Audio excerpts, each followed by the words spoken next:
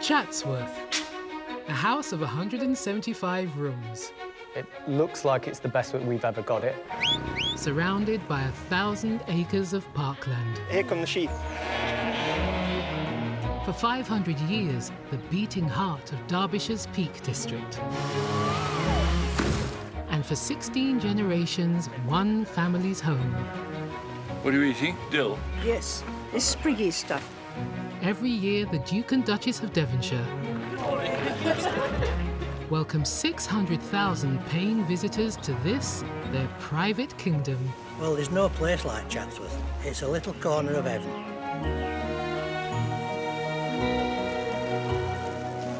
But 2020 would prove to be a year like no other.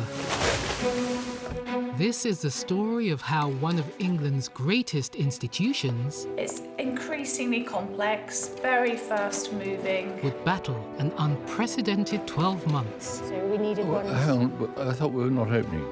There are people jumping out trees into the river. To create new dawns and opportunities. It's your delivery from the farm shop for you. Through 4 seasons, this unique corner of Britain Us British, keep calm and carry on. reflected the bulldog spirit. This is it, they're coming in. We've done it. Well, I am relieved, but I knew we'd get there. This really is an exceptional effort. And triumphed in the face of adversity. We almost look like we know what we're doing.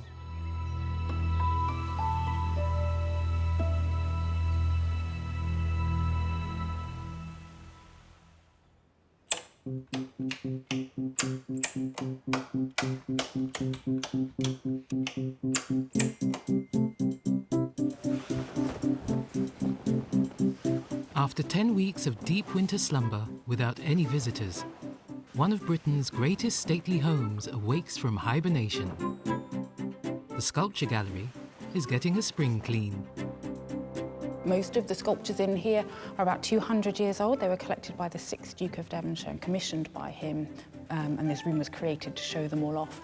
This one is 2,000 years old. It's Alexander the Great. He's ancient Greek. Chatsworth is arguably England's greatest palace of treasures, but it's also home to the Cavendish family, who have lived here since the 1500s. Stoker and Amanda are the latest incarnation of this line of distinguished British aristocrats. When I was a very small child, we used to come, not every day, but several, often, looking around, showing people. And, of course, my parents were very proud of this house. Upon the death of the Duke's father in 2004, they became the 12th Duke and Duchess of Devonshire and moved into the ancestral home. I'm very fortunate to have such a big garden, and the dogs love it. Max, come on. I take Max at least 3 times a day for a walk. They're never seen without Terrier Max, who harks from a more humble background. Unlike his owners, nobody is quite sure who his parents are. The Duke and Duchess have been married for 53 years, have 3 children and 10 grandchildren. Put them in a pot, lovely. Like many couples their age, they enjoy the garden. Even if it does stretch to 105 acres. They also share a love of the arts. This painting by Murillo, it's wonderful to have this here for everybody to see and enjoy.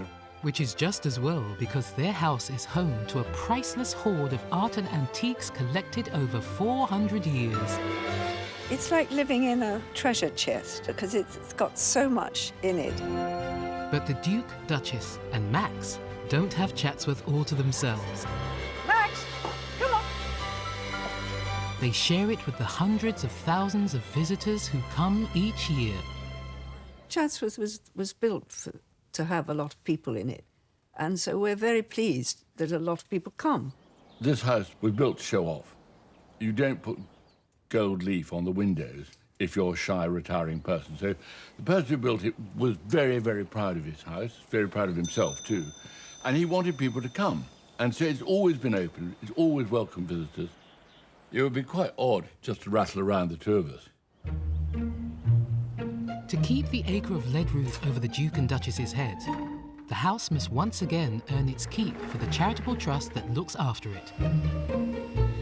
The 800 staff have just 2 weeks to make Chatsworth pristine again for what they hope will be the most lucrative season in the estate's history. All of these, all the squares, the one going on the racking at the back left-hand side. This year, the trust which manages Chatsworth has a target of 600,000 paying visitors to welcome. Gardens must be manicured, galleries and staterooms made fit for a king, and the priceless art collection readied for grand exhibition. OK, let's go 1, 2, 3, shunt. 1, 2, 3. In the great dining room, nothing can go on display until it reaches the highest standards of Chatsworth's collections technician, Dorothy. 2, 3. Oh, that was good. Her team are preparing a 19th century mahogany table that can seat up to 40 guests. 4.38 there. Everything has to be perfect, and in the 21st century, that means laser precision perfect. 3.9. We're a centimetre out of being completely square, but I don't know if I want to... Let's go with that for now, I reckon. I'm just going to measure again, actually. It's one of the big wow rooms, which is why it seems really finicky, but it is worth us spending the time to make sure that it looks right. Shall I waft and you pull a bit? OK, let's see about that. With visitors paying £23 per head to tour the house, the Duke and Duchess expect a fastidious attention to detail from their team. And the 130-year-old damask tablecloth is about to get the full Chatsworth treatment. And it sounds really ridiculous to be nervous ironing a tablecloth, but it is just because trying to get it hot enough so that the creases will come out, but not too hot that you end up then scorching the tablecloth and bringing the underlay pattern through. Every item on display at Chatsworth is of irreplaceable historical significance. This table was commissioned to impress the future Queen Victoria when she visited the house in 1832. Princess Victoria, as she was then, I think she was 13 years old. She had her first meal in adult company in this room. She was the first person to be officially welcomed in this room. She would have sat at this table and would have eaten in front of the silver that's being laid on the table today. Yeah, is a historic object, and the cloth is a historic object, so you just have to treat them with a bit of respect. It's not just the inside of the house that must come up to Chatsworth's exacting standards. Before every season, the estate's entire 35,000 acres, an area nearly twice the size of neighbouring Derby, has to pass muster too. Teams gather from every department for an annual ritual. I think you're both. Where are we? Shall we just check? And that includes the Duke and Duchess. It's a really good event to pull people together. I think people quite enjoy it. I think some might be here just for the bacon sandwich. Oh, this is the way to start the day. The Duke, Duchess and 100 staff will need their bacon sarnies. They're about to fan out across the whole estate to pick up the tons of litter dropped every year. We are very lucky to have such an incredible, really wonderful team, and how they keep so cheerful, I have no idea, but they do seem to manage brilliantly. So the plan is, guys and girls, and we'll split into 2 dream teams. Chatsworth's head forester John leads a team. So obviously when we're out and about, you might get some encouragement from people driving past. They usually say who's been a naughty boy or girl then, thinking that we're on some sort of probation. So don't rise to it. Derbyshire is absolutely gorgeous county, and you know there's so much litter can be left lying around, and so that's why we have this litter pig. Looks like there's a ghost being run over in the road down there. Its haunting days are sadly over. Well, I think this is quite a rare apple-flavoured oasis. and a summer fruits bottle, so it must have been some mistake at the factory. Delightful, really. We're all a team together, and we're all a team together full stop at Chatsworth. So, you know, we all mix up with each other, and it's good banter, it's a good job. Yes, we know we're enjoying it. The Chatsworth estate has 3 villages, 1 hotel, 2 pubs, 2 restaurants, 3 cafes, and 3 shops. Retail and hospitality outlets employ nearly 500 local people. Don't forget the Duke and Duchess are here 8:30 on Wednesday morning. Wednesday morning. Okay. So I've got to have a shave then. No pressure. Manager Liam has had less than 4 weeks to deliver a refurbishment to the estate's highly profitable farm shop cafe that has cost hundreds of thousands of pounds. The Duchess is really the person behind this design. She's done an amazing job and we're super keen to see what it looks like. But key to the whole design were the windows. Now, at the minute, we don't yet have the windows for this section, and without that, we'll really lose the core of what this cafe is designed to be. I hope the windows will be here on time, but fingers crossed, they were due last week, they've not arrived yet. You need to go a little bit anti-clockwise. Back in the main house, there's one dining experience Tiniest smidge more. that can't be rushed. Collection technicians Dorothy and Luke are still taking their time. Tiny smidge more. All to ensure the perfect traditional dining room display. It's vital the silver candlestick holders on Queen Victoria's 18-metre square table are centred to within a few millimetres of accuracy. I think if anything, it could go ever so slightly back that way. Oh, really?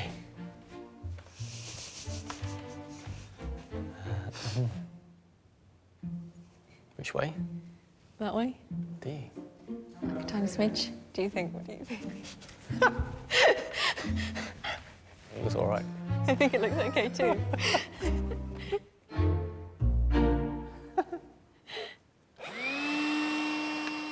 We go through a long period of winter and, you know, getting to this part of the winter season is fantastic because there's a buzz about the house which everybody's kind of like feeding into as getting ready for opening. And these sorts of tasks are kind of the cherry on top of the whole programme, you know, because you get to sort of stand back at the end of the day, take in the entire display, and hopefully the public, you know, really enjoy it as they come into this room, because it is a wow factor room, and the display is particularly wow factor. So it's fantastic to be able to do it, yeah, absolutely. So this top basket's got a thread on it, so you kind of got to get it central and then try and catch the thread, which is sort of hard to feel if you kind of got it. You've got to be really careful about, you know, keeping your orientation sort of bolt upright. The 5 priceless candelabra were commissioned by the 6th Duke from Paul's store, one of the best-known silversmiths of the 19th century. The biggest have 10 branches and incorporate the Cavendish family emblem, the stag. So it's 5 o'clock and it looks like it's the best that we've ever got it.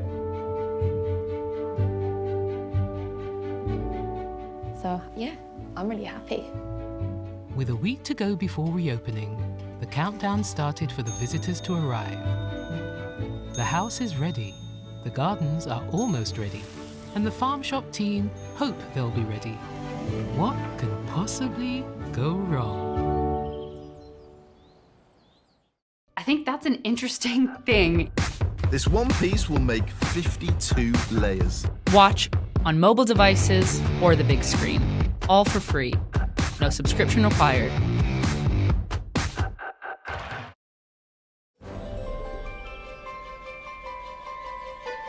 There's just over a week to go before Chatsworth House rolls out the red carpet for the first wave of spring visitors. They'll be welcomed by Chatsworth's guides, who are getting a modern makeover for 2020.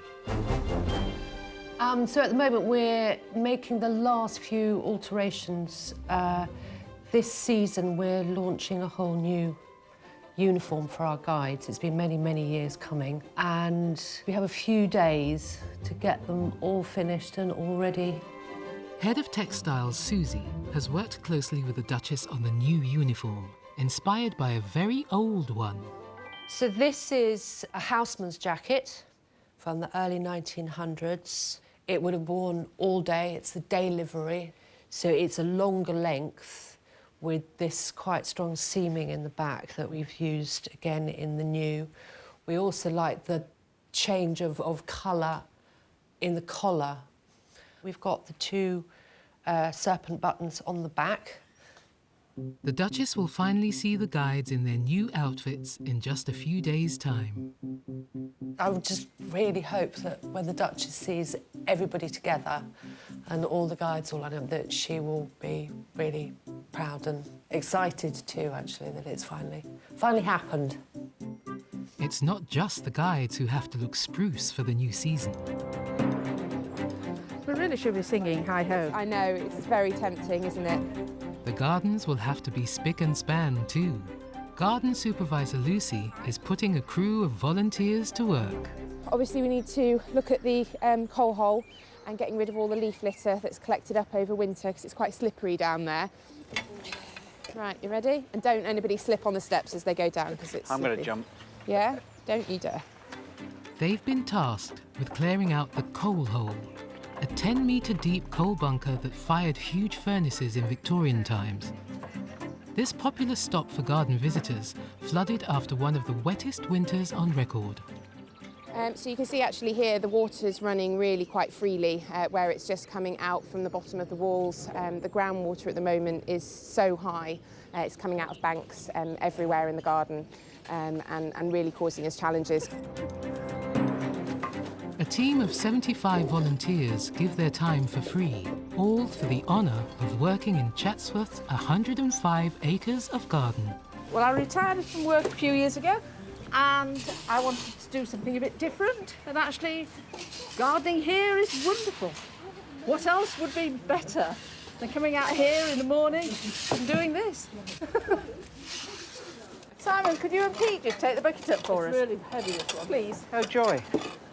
Wrist? Your muscles. Heart condition? Muscles.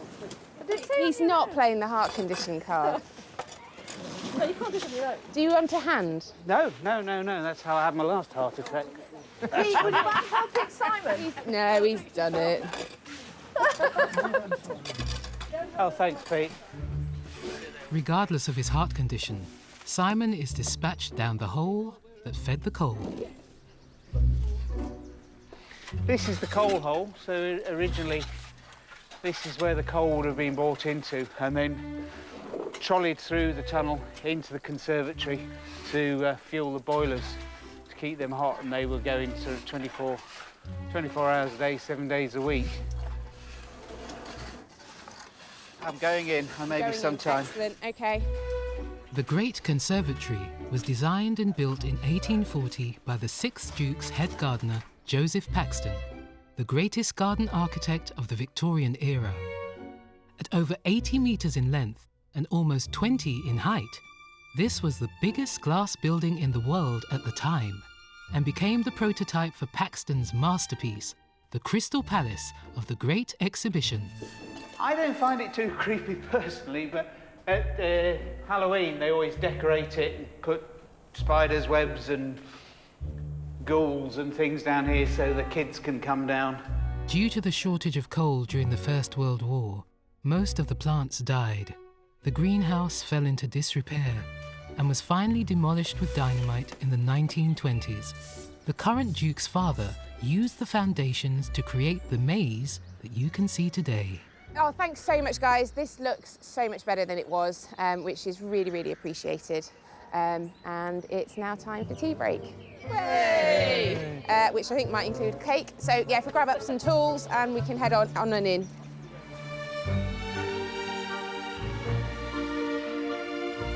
Chatsworth staff pride themselves at pulling off the impossible. Got my own plan wrong here. The Farm Shop Cafe, a building site just a few days ago, is ready, or almost ready. If you look from this angle as well, you can just see a traffic cone, a wheelbarrow and a grey tray. Probably worth just getting rid of them. One big issue has been resolved. So the windows are in, finally. The Duke and Duchess hopefully will like the finished product. Obviously the Duchesses have been quite a lot of the design work, the whole project, so we're hopefully she'll like what we've done. The hope is that the cafe will be packed with happy punters in 3 days' time. But the government has started to manage a nation's expectations. We are fairly nervous about the government saying about staying away from pubs, restaurants, cafes and things like that. We thought Mother's Day would be quite busy for us. Now, you know, it could turn out that we might not have anyone coming through the doors. It's clear that coronavirus, COVID-19, continues and will continue to spread across the world and our country over the next few months. It's now a global pandemic. But with the government at this stage reluctant to call for a national lockdown, all Chatsworth can do is react fast to uncertain times. The dogs have both gone because they're patting. Because patting risks. Because a lot of people touch them. In the main house, the Duke and his team, led by collections manager Alice, are prepping a new virus-proof visitor route.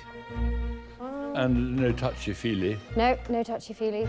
In 5 days' time, 2,000 paying visitors are due to pass through these ancient halls.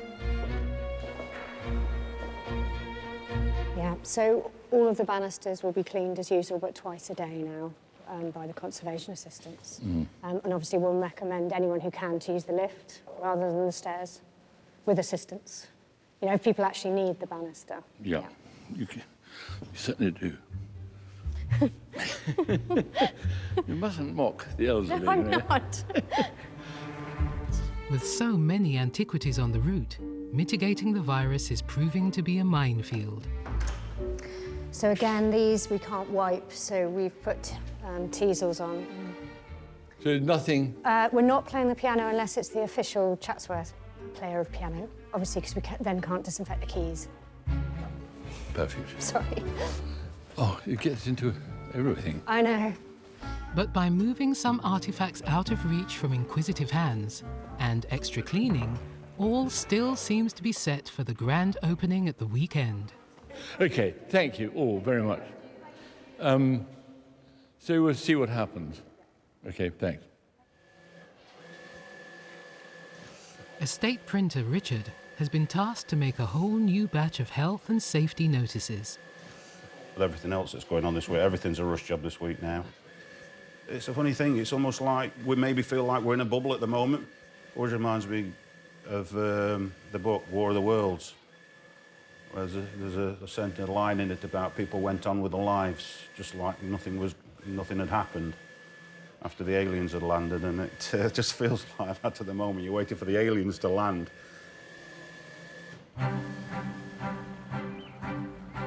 The coronavirus pandemic is a public health emergency, but it is also an economic emergency. We have never in peacetime faced an economic fight like this one. With the news getting worse every day, the estate's senior management team hold an emergency meeting to review their options. I just thought I'd recap a little bit in terms of where we are before we start going into a bit more of the operational detail for the next couple of days. It's increasingly complex, very fast moving. With the house due to welcome visitors in just 2 days' time, hospitality and retail businesses are being forced to close across the country. But I think, Steve, you've got the toughest job of all at the moment, I would say.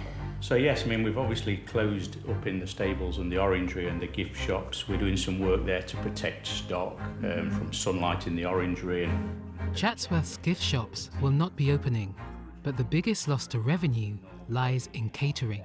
Okay, great, thank you. Chris, obviously you've got the food outlets. Yeah, so a bit of a reduced offering. Yeah. So Cavendish Restaurant won't be opening for the new season, neither will the Flying Childers. The Carriage House, so sort of our main bit and piece, will be open. Much reduced offer, social distancing, all the tables are 2 metres apart. With Chatsworth's shops closed and catering outlets decimated, the estate will lose tens of thousands of pounds each day. Furthermore, Away from the cameras, the management team is now considering cancelling the opening of the main house, worth another £40,000 a day. Before we go any further... we'll talk about outside. So outside, there's 2 big posters to go on frames. In the entrance hall, it becomes clear that the Duke is party to the behind-the-scenes decision-making, but his house team are still unaware that all their hard work could come to nothing. We've also made a few changes with chairs, so we needed ones... Hang on, but I thought we were not opening. Do you know something we don't know? It's second-hand. OK. Don't rely on it. No, we haven't heard anything. But I have been told that... Could we just check? Yes. Because it makes a difference. Yes. Well, if we... I suggest that somebody telephones Sharon or Kay in our office. Now? Yeah, I can do that. Oh, hi, Alice. Just phoning the Duke. I'm with the Duke. He's just asked if someone can confirm whether we're opening or not. We are not. OK. It's not common knowledge, yeah. OK, thank you. Cheers, bye. So, Duke, it's not common knowledge. OK. Yeah.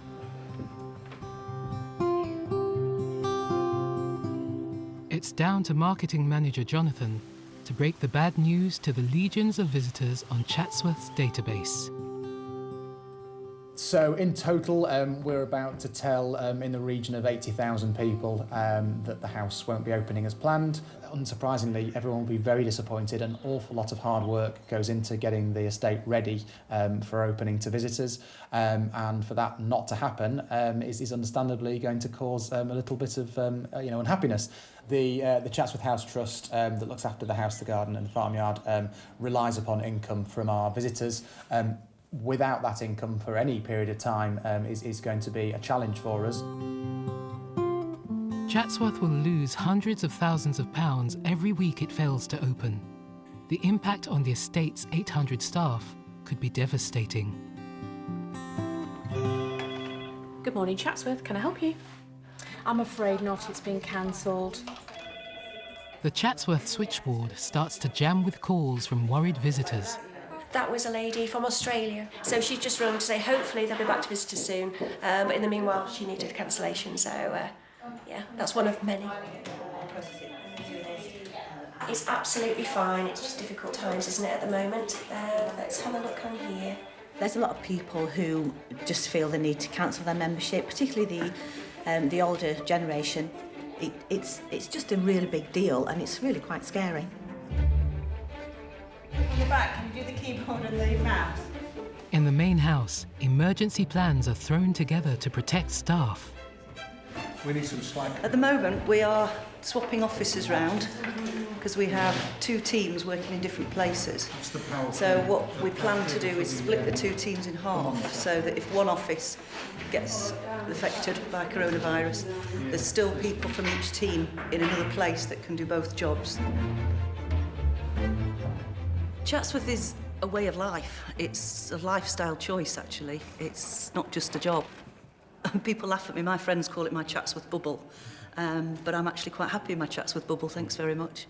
And I think if anywhere is going to pull together, we will here. This is bigger than anything any of us have ever experienced before. This is not just a Chatsworth crisis. This is global. This is huge. But it's really coming to light now what we're actually dealing with. And as a community, I think we're all having to do the best for each other. Chatsworth, like the nation, is fighting the biggest crisis in modern history. But there does remain one ray of hope for the first day of the season. Over 1,000 acres of garden and park. If the team can attract the public to these open spaces, at least they'll be able to salvage some much-needed revenue.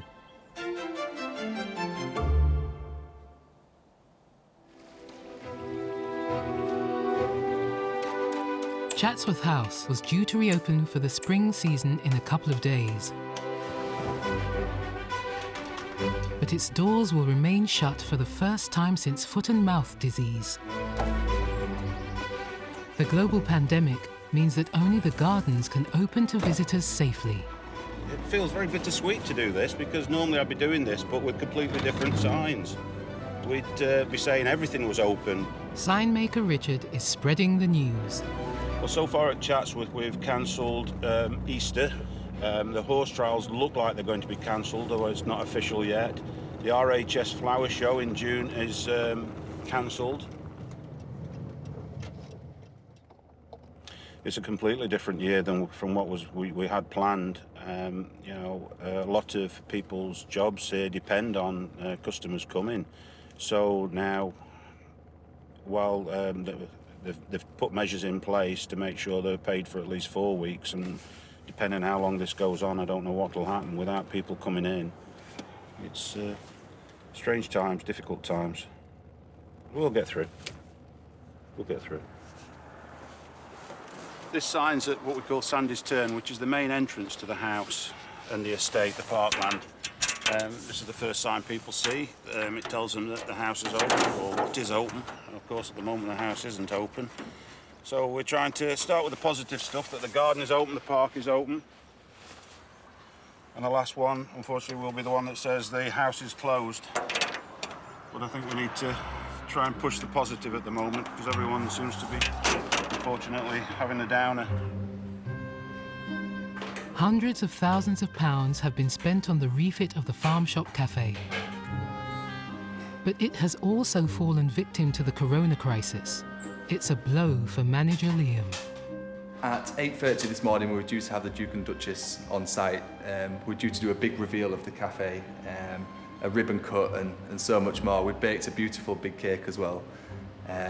But yeah, sadly, we've decided to postpone until further notice. With corona infection rates extremely low in rural areas, the unexpected closure of the cafe has left some visitors somewhat underwhelmed. The cafe was due to open today. We were here yesterday, they said it would be open, and we've arrived for a late breakfast or a brunch, and unfortunately they're closed. I just think it's a little bit over the top to shut a cafe, as the sign says, on government advice.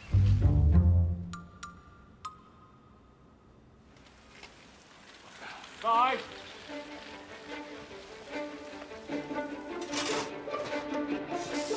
With the house closed, it's all hands on deck to get the gardens ready. 3, 2, 1, lift. Chatsworth's army of 100 staff and volunteer gardeners is hard at work. We're quite lucky because, obviously, the house won't be opening, and that is a shame, but at the same time, that kind of invites people to spend a bit more time outdoors. So if we can make sure that as many people can enjoy these outside surroundings as possible, then that's the job done. So we're just trying to make it the best it can be at this time of year. I think it's the best place to be outside. I think it is the best place to be outside. But on the Salisbury lawn, garden supervisor Lucy is feeling the full impact of the pandemic. I think there's many scared people. I think it's really important to take responsibility for our colleagues, our visitors, our loved ones. Less so than I'm worried about myself, more worried about the people around me. But getting emotional. Yeah.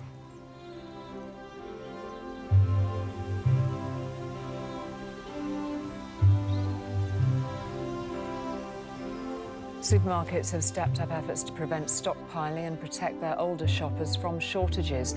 Sainsbury's, Asda and Tesco are the latest to limit what people can buy, and Sainsbury's is setting aside its first hour of opening tomorrow morning for the over 70s. As the nation empties supermarkets of canned goods and loo roll, there is one silver lining for Chatsworth. The farm shop is doing a roaring trade. Since Saturday, it's been like Christmas here every day. Absolutely crazy. People filling their trolleys full to bursting. I think people are panic buying, and I think people are going to isolate before long. We're not self-isolating. The government said everyone over 70 should stay in. I'm all right because I'm 69. It is a struggle to get things, isn't it? We've been looking for things like chicken. We've tried all over to get a piece of chicken, with places like Co-op and things have got no, very short of supplies, I feel, yeah. We purposely didn't stockpile thinking, it won't happen, and now there is nothing to be had. I've got some fresh fruit and veg which I'm planning to parboil and freeze.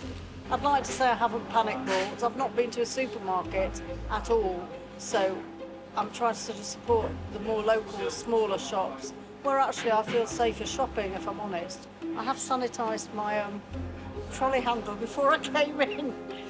I think now that the coronavirus is getting closer to home, people's jobs are starting to be affected, schools are being closed, and I think people are just really, really panicking, and it's like you don't know what's happening. The shop has experienced its busiest March on record, and with most of the produce either reared on the estate or grown locally, it's created an unexpected short-term boom for the estate's coffers. But it's not such good news for 150 newly tailored uniforms for the house guides. Head of Textiles Susie is having to mothball the lot. Normally, this room is full of noise. This is the guides' mess room. This is normally an absolute cacophony of people chatting, so it's eerie in here because it's quiet, and it should be packed with people all getting ready for going on the route. So it's quite strange.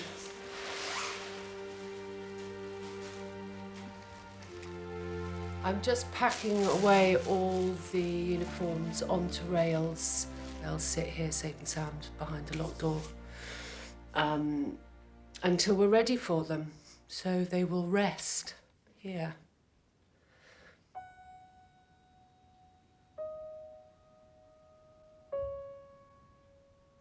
But at Chatsworth, the show must always go on. And at least the gardens remain immune from the virus. At the moment, we're just getting ready to open. We're scheduled to open at about 11 o'clock, but if we get too many people that arrive a bit earlier, we will open a bit before that, just to make sure that we haven't got any queuing outside. Morning, guys. Morning.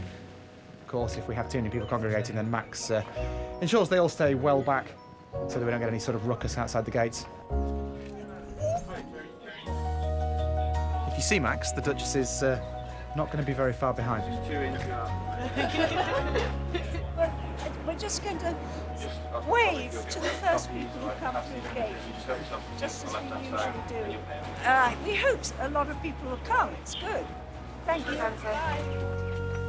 The gardens are ready. The Duke, the Duchess, and Max are poised to welcome their guests. But will the great British public risk an outing to the nation's favourite stately home?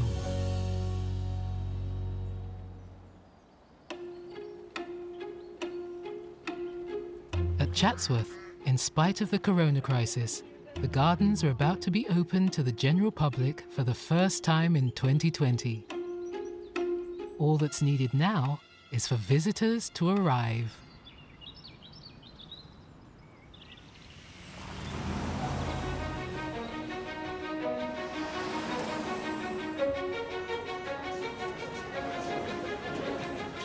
Morning, guys. If I can ask you to spread out a little bit, the queue is not as big as it looks, just we're keeping everybody sensibly socially distanced. We're just asking everybody to wash their hands before they go in, which is obviously making things a little bit slower, but give it 5 minutes or so and you should all be through. The Duke and Duchess always greet the first guests of the season. Good morning. Whatever the circumstances and social distance. Nice to see you. It's nice beautiful. Have a lovely day.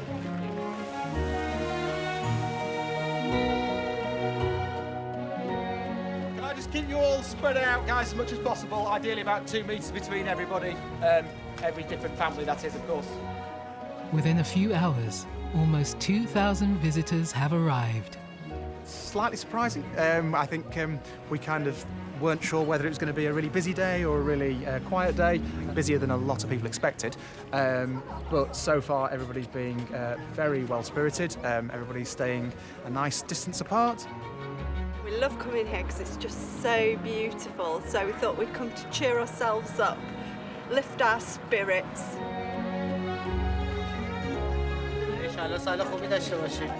I was just talking to my family in Iran, and they're fine, you know.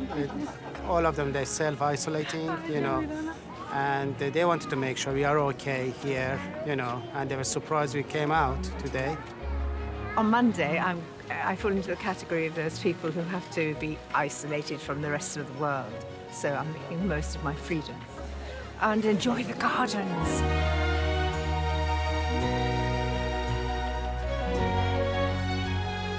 We're getting on all right, aren't we? Yeah. We have to make do. Us British, keep calm and carry on.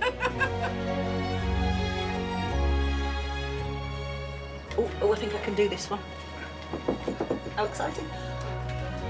With no tools allowed inside, Guide Sheena has been put on the tills. An offer of free entry for NHS staff is proving popular. Hello. We've got one online booking there, and I'm NHS. Okay, so we'll do that first. And you've got an online booking, Hello. you said? Yeah. There's Miss Evans. Yeah, if you just need to show them to me, that would be wonderful. Sheena has had to pick up new skills fast. I was a bit frazzled earlier on, but I've kind of mastered a lot of it now. I'm still making mistakes, but this is not really, it's not really my forte, but I'm getting there. Great, all done, thank you. The people have taken the maps and going off and exploring, so yeah, I haven't upset anybody. I don't think I've ever charged anybody, so we're all happy. One day we'll all get back to normal again, won't we? I think obviously with all the uncertainty at the moment, having a walk around the grounds, as we say, it's fantastic here, so enjoy the fresh air. Being friends of the Chatsworth, it does in a way sort of force you to come out. Yeah. And because of the problems, you know, the cafes and the restaurants and the gift shops are not open, they've been kind enough to give us an extension of 6 months. Yeah. So, good old Duke here. With everything that's happening in the world at the moment, all the bit of doom and gloom you hear on the news, all I'm actually seeing today is a lot of happy people, a lot of smiley faces, and I think people just living their lives as normal. I think some people just want to get out and about while they can, because we don't know what's going to happen next, do we? It's a nice day, thankfully. And yeah, I think they're all just happy to be out in the fresh air. Chatsworth and the great British public have faced weeks of trials and tribulations. But on opening day, nearly 2,000 visitors enjoy the garden. Well, there's no place like Chatsworth. No place at all. It's a little corner of heaven.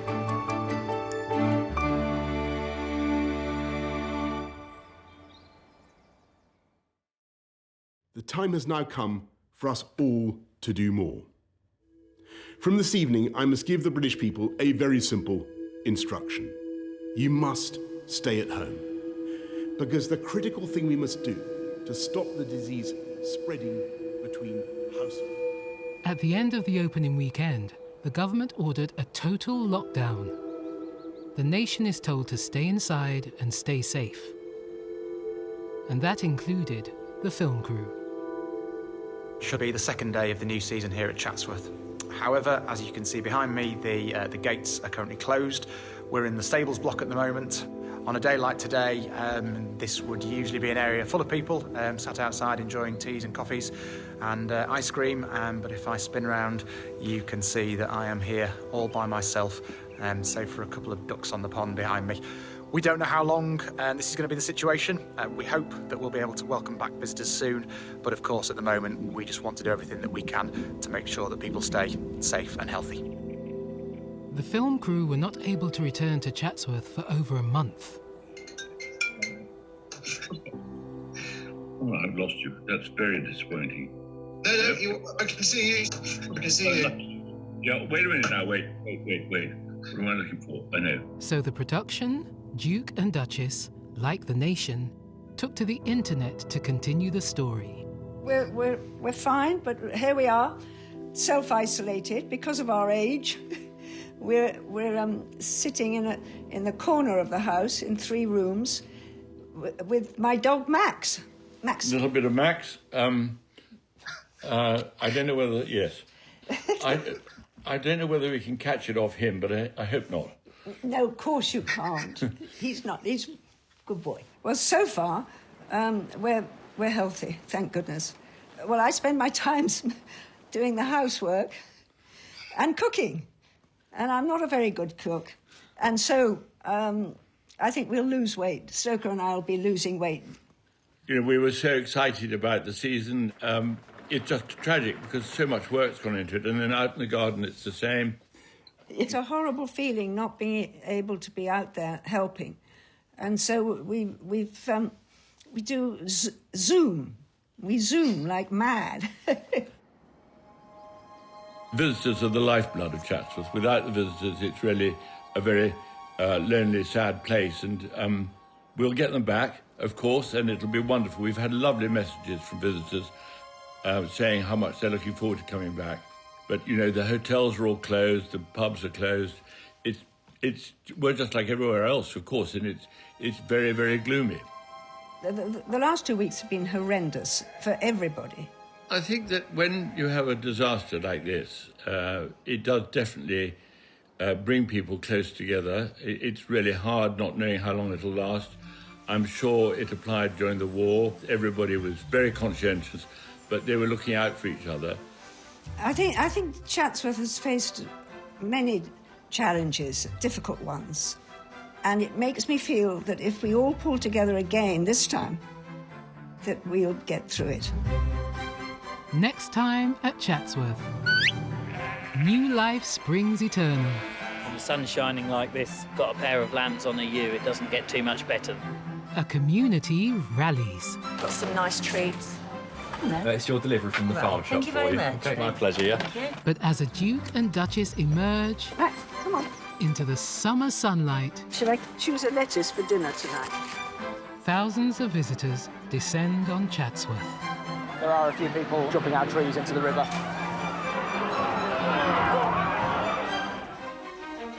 Chatsworth, a house of 175 rooms.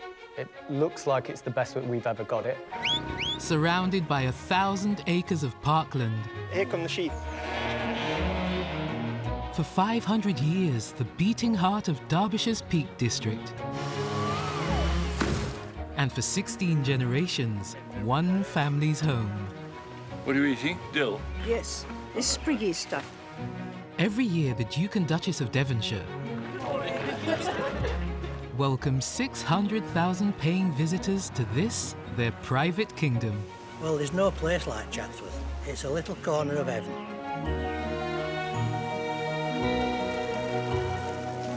But 2020 would prove to be a year like no other. This is the story of how one of England's greatest institutions It's increasingly complex, very fast moving. would battle an unprecedented 12 months. So we needed one. Hang on, I thought we were not opening. There are people jumping out trees into the river. To create new dawns and opportunities. It's your delivery from the farm shop for you. Through 4 seasons, this unique corner of Britain Us British, keep calm and carry on. reflected the bulldog spirit. This is it, they're coming in. We've done it. Well, I am relieved, but I knew we'd get there. This really is an exceptional effort. And triumphed in the face of adversity. We almost look like we know what we're doing.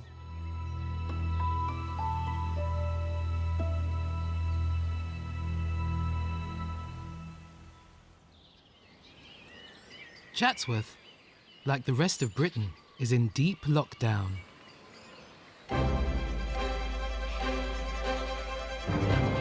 But out on the estate's 35,000 acres, the farming team is at full stretch. Come on, girls.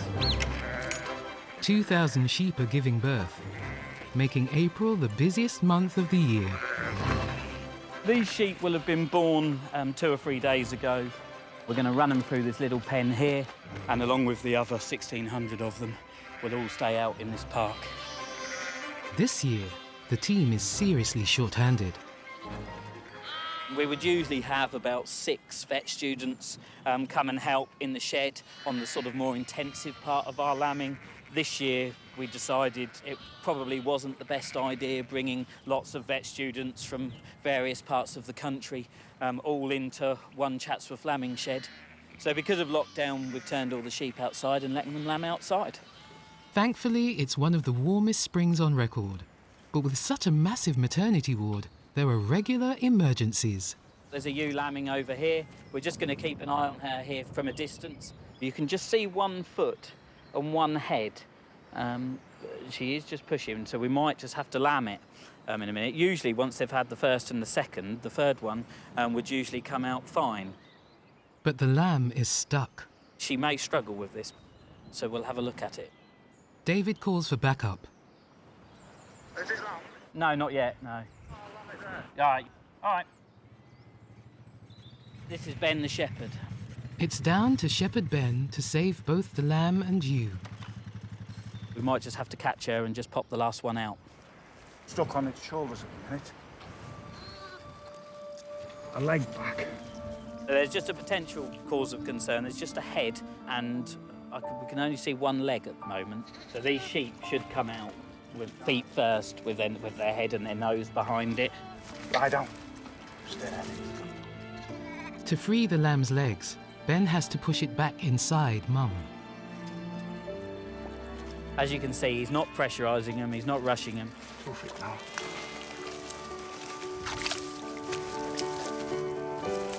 Yeah. Lamb's just going in for his first suck. The pandemic seems a long, long way away. When the sun's shining like this and you've got lambs on a ewe, it doesn't get too much better than this, to be honest.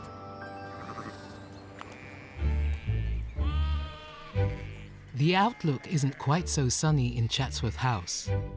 It's empty of visitors, and almost all staff are furloughed. Can get a little bit eerie, not gonna lie. I've had to sort of not get scared a few times. When there's a door creak, it can be very unnerving. The freakiest door in the house. Housekeeper Nia is on a solo mission, patrolling a kilometre of corridors for uninvited visitors. We're looking for moths. You know, all these crawlies, they love darkness, they love this heat, which at the moment, because we're not airing the rooms as well, that's another big issue. Left unchecked, the common clothes moth will destroy antique textiles in a matter of weeks. One female can lay batches of hundreds of eggs that take just a few days to hatch into hungry larvae. We are currently in the Queen of Scots bedroom. Put all these traps out. We're looking for the moths. Those things sort of really love to eat the carpets, the curtains. This is sort of a prime spot for a lot of things to be eaten. All the beautiful fabrics, the silks and things like that. We can't put any modern detergents on it or anything like it. And these are all original. You know, they've survived nearly 200 years, and if they fall under our watch, that wouldn't really be the best legacy for us to continue with. With such historic furnishings at risk, Nia relies on old-school methods to keep the moths at bay. We'd much prefer natural deterrents. So we placed a lot of lavender behind this plinth, which obviously not only smells amazing, but it helps keep away the moths. The 180-year-old Axminster carpet in the library is proving to be the main moth attraction. The carpet is what's so worrying about this room. I think if bugs get going on it, they will just munch and munch and munch. We've got 1, 2, 3, 4, 5. So we've got 5 moths on here. You know, an increase of 3 within a week. Oh, and there's actually another one on the floor. With the library under attack, Nia must now check to see if moths have spread their wings throughout the empty house. See all of this? It's a telltale sign that underneath, that's where the activity's going on. It just doesn't look great for us. And even under here, just see web-enclosed moth eggs, all of this underlay. We find that things have been eaten. Thankfully, this is a modern carpet, so he's going to give it a hoover, we'll spray and just make sure that there isn't any further damage done to this area. Nia and the moths don't have the house completely to themselves. The Duke and Duchess of Devonshire are there too. Holed up in just 3 of the 175 rooms. The visitors are the lifeblood of Chatsworth. Without the visitors, it's really a very lonely, sad place, and we'll have to stay shut until we're told that we can open. You know, it's terrible for the business, but it's terrible for so many other businesses. It's not just the house which is shut up. The Chatsworth Trust's lucrative cafes and retail outlets are closed to the public, except for one. The farm shop has been transformed into a click-and-collect distribution centre. We've had customers phone up and they're in tears saying how grateful they are. The elderly can't get a main supermarket delivery for 3-4 weeks. We take an order one day and we deliver it the next. We're out of Eccles cakes. Manager Liam has overseen the creation of Chatsworth's own delivery service. This is very much the engine room of the operation. Are you an NHS worker? That's fine. This was just a paved courtyard. We put the marquee up, we filled it full of stock and people and tills and phones, and we turned it around in about 4 days. Business is booming. The team had over 500 orders in their first week of trading. Got some nice treats. Many staff have been reassigned during the pandemic to avoid being furloughed. Normally at Chatsworth, I work in all the food-to-go outlets, so I manage about 5 takeaway shops. We sell like pasties, teas, coffees, sorts of thing, ice cream. Jack's still doing takeaway business, but as a delivery driver. It's something a bit different to what I'm used to doing, and it's nice seeing that you're actually doing something and making a difference to the community. So this one here looks like we've got some wine, we've got some milk, bit of veg, bit of fruit, and some cakes and stuff, so tea party this afternoon, maybe. It's your delivery from the farm shop. Thank you very much. Okay, my pleasure, yeah? Miserable day today, It's isn't it? horrible, isn't it? How are you keeping? Not bad at all. Not bad. Glad to get out. The farm shop delivery team are covering almost 1,000 miles every week and making over 100 deliveries every day. The people that we take it to are very grateful. It's actually quite a rewarding experience, really, to go out there and actually give this stuff to them. Here's all the lockdown essentials, wine and loo roll. It's a quick knock and a step back. Hi there. Hi. Very kind. Thank you. Good bottles. Break the essentials. I've tried to get deliveries online without success, so it's just been perfect. The essentials, the vegetables, salad. The wine and the gin. And the wine. I live in a small flat in Chesterfield, and it's brilliant being able to get out and see different people and talk to different people. Can't imagine how it is for some people on their own. It must be terrible. We miss the very fortunate. grandchildren. But apart Yeah. from that, we're absolutely fine. Yeah. Yeah, we have not killed him yet. No, not quite. And there's another set of grandparents who are particularly grateful to the shop team. We have heard such wonderful things about the farm shop team. As two vulnerables, we much appreciate the food parcels that are being left outside our door. We do want to thank you so much for everything you're doing.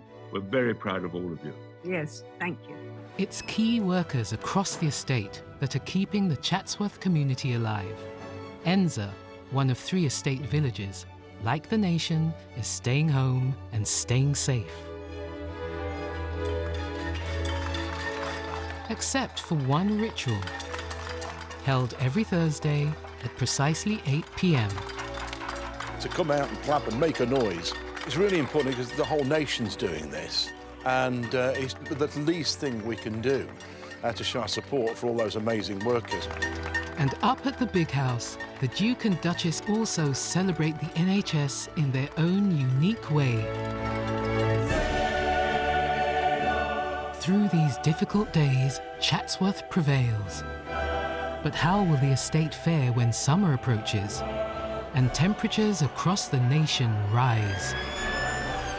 The pent-up desire to actually spend some time outdoors and let off some steam is something that many people are taking to the extreme. You bunch of kids.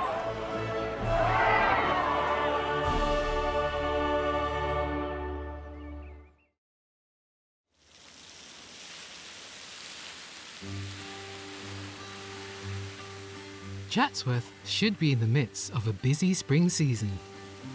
But instead, Max, come on. the Duke and Duchess of Devonshire have 105 acres of garden all to themselves. Should I choose a lettuce for dinner tonight? There you are. Will you carry it for me, I'll please? take that. That's a really nice place to sit because the thyme smells delicious and it's facing south. The 3 acres of kitchen garden have become their favourite evening escape. I mean, we've been locked down in 3 rooms in the corner of the house, and... It took about a day to get used to it. A day? Well... A week, please. And no, just to get used to the...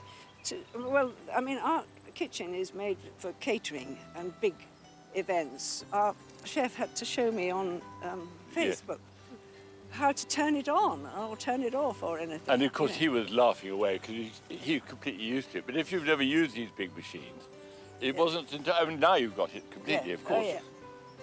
Because I've been cooking during the lockdown, I love herbs. This is an African basil, and it's delicious when you put it in with tomatoes or with a salad. Then there's the dill here, which is lovely to eat. And I put all these into a teapot and let it infuse for a bit with hot water, and it's just such a fresh, lovely drink. It was sort of strange being out in the garden in the middle of the day with nobody. Not really what the garden's for. After several weeks away, some staff were allowed back into the house. Coming up to 29 minutes past. I just need to set it going. Time has been standing still. Until now. Collections technician Dorothy has been tasked with restarting Chatsworth's ticking heart. The decision was made at the beginning of lockdown. It's probably best for them to be stopped so that we didn't have a person coming into the house. So I was placed on furlough, and so in a way the clocks were too. It takes Dorothy 2 hours to wind all 56 antique clocks housed at Chatsworth. I didn't give it enough welly. Collected by past dukes over hundreds of years, the clocks are a historic journey through what was once cutting-edge time-keeping technology. Clocks don't normally like to sit resting like that for so long, so we'll see what happens.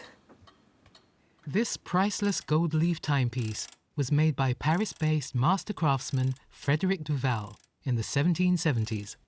There is something quite enjoyable about the sound of winding clocks, but then maybe that's just me.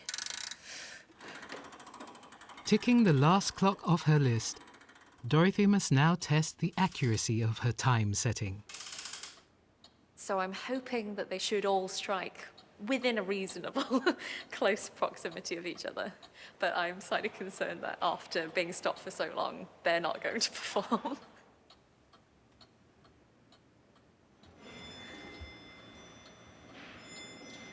That's 2 clocks.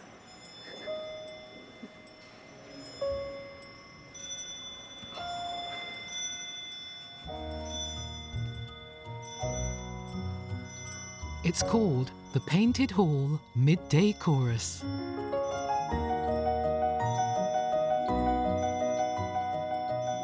The clocks are like the heartbeat of the house as you're passing through, so it is quite nice now they're started again. Yeah, my work here is done. As time passes, preparations begin for reopening the gardens to visitors. Water features are brought back to life after lying dormant for 12 weeks, the longest time in their hundreds of years of history.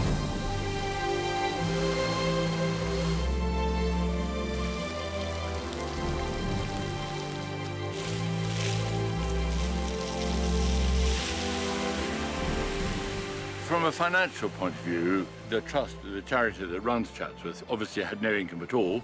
So we really do need the income, like all historic buildings, really. The trust which runs Chatsworth has lost over £3 million in revenue since March. But at the end of May, the government eases restrictions on people meeting in public places for the first time.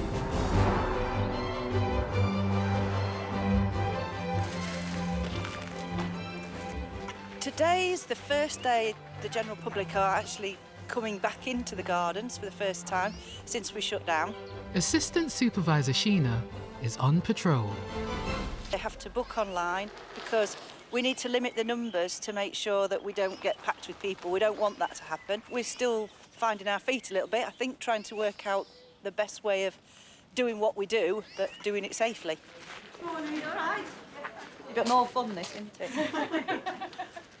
I'm on what I call queues and walking about duty today, so it's just making sure everybody uses the social distancing posts, you know, that get through without crowding each other. Wonderful, we've so missed it. Just made a pledge today, we're going to come every Wednesday.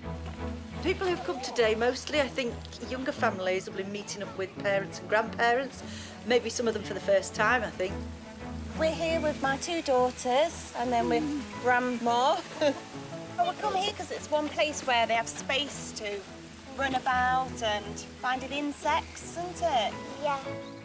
We've been sort of really isolated because we're both in our 80s. And look at it. It is like paradise, really, isn't it? Wondering how you've enjoyed your visit. First day being open. Yes, it's been lovely, thank you. It's our first time. It's all new for us as well. This is the first time we've had to do this. I was quite down at times, seeing the house and the gardens empty, car park empty. This isn't a bad office to come back to. It makes you feel like after all this madness, there's a bit of normality, albeit a small bit of normality. It's better than we've had. While the house is closed, Chatsworth's team take the opportunity to give it a really good clean from the bottom to the top. Yeah, it's a big one.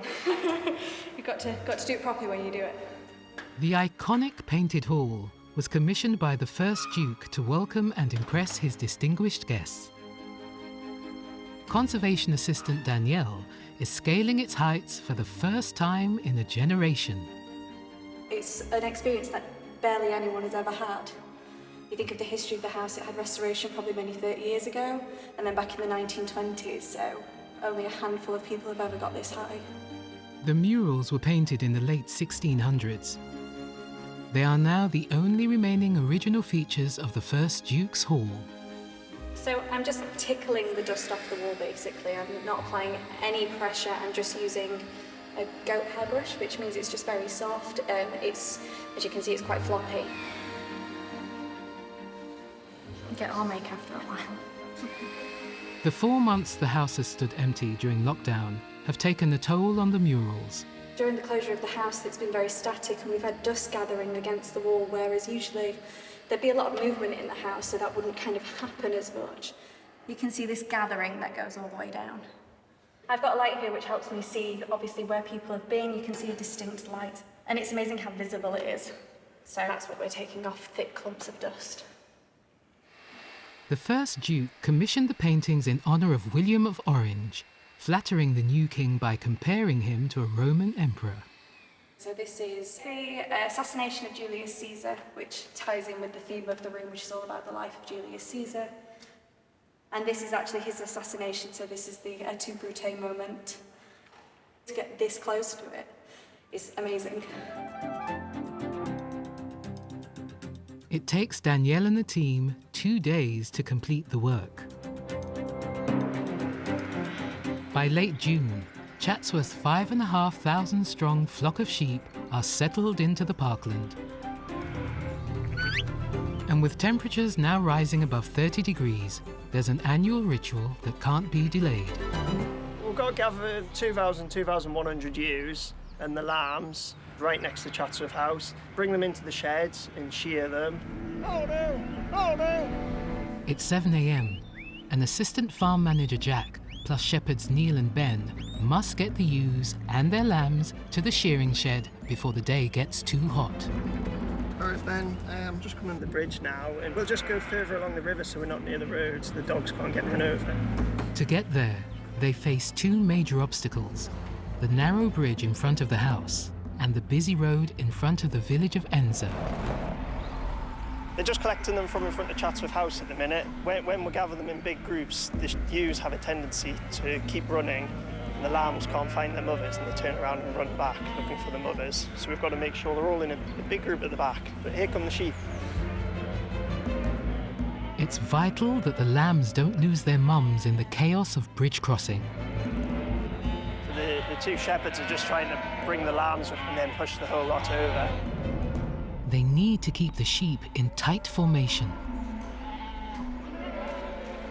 The two shepherds herd from behind, while on the other side of the bridge, Jack and sheepdog Ellie hold the line to stop the lead ewes from bolting too early. Got to make sure the lambs stay with the ewes. Otherwise, if the lambs try and break back, they're quite hard to bring back.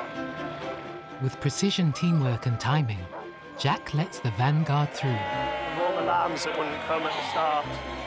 So far, so good. For most of the flock. But for some of the lambs at the back, this is a bridge too far.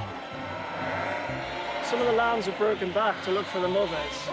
With Ben and Neil suddenly on the back foot, Jack must nip this mini rebellion in the bud before it turns into a stampede. Sort of a group on the other side of the bridge. The troublemakers have been rounded up by the shepherds and finally sent back across the bridge to find their mums. The delay has cost the team dearly. It's now 8 a.m. and getting hotter by the minute. The shepherds have to keep the sheep moving, driving the flock half a mile over the hill towards the village.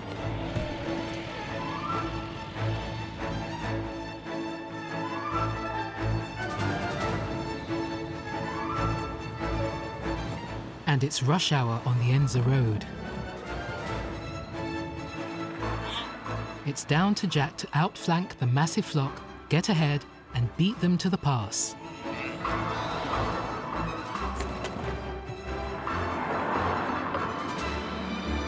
As thousands of sheep stream down the steep hill, the only thing between them and the traffic is one man and his dog. Just trying to stop all the traffic without any dogs or sheep getting run over. Hold her, Ellie! Hold her! Hold her! Hold her! But with Ellie keeping the sheep under control and Jack holding the traffic, disaster is averted. And all the livestock cross safely on the final leg of their journey to the shearing sheds. The heat blows the lid off the lockdown. A major incident declared in Bournemouth as 500,000 flocked to the coast. As temperatures climbed, there was overcrowding and chaos. The early summer heatwave sees beauty spots across the nation invaded by lockdown Brits desperate to cool off. Half a mile downstream from the big house, the River Derwent proves an irresistible magnet. Thousands of visitors descend on Chatsworth's pristine parkland. And now the estate's car parks are overflowing, and crowds are crossing the busy road. Marketing manager Jonathan has called for police backup. You know, obviously it's always popular down here when it's hot weather, but people being locked up in a bit of silly season is... It's not just here, it's every tourist hotspot. All the people that should be abroad, or at school, or at work, they're here. And it's just continuous line of people coming in. Let's hope that this is a blip and it'll return to some sort of normality in the... Looking at that footpath, I don't think it is, do you? No comment. Down by the the scene is becoming chaotic and dangerous. Yeah, I'm down at Colton Leys at the moment. There are a few people in the old park jumping out of trees into the river. Thanks very much. I'll flag if I see anything else. Echo 1 out. Policing a situation like this is difficult. It's an issue for us because, of course, the pent-up desire to actually spend some time outdoors and let off some steam is something that many people are taking to the extreme. Chatsworth's been open to the public for centuries. This is very much an unprecedented situation during an unprecedented time. When social media posts start to appear online, it's clear that Chatsworth is facing a situation that has spiralled out of control. Here we fucking go. This is what it's about. These two fucking idiots. All this for this. Fucking joke, you bunch of kids. The morning after the night before will be even worse.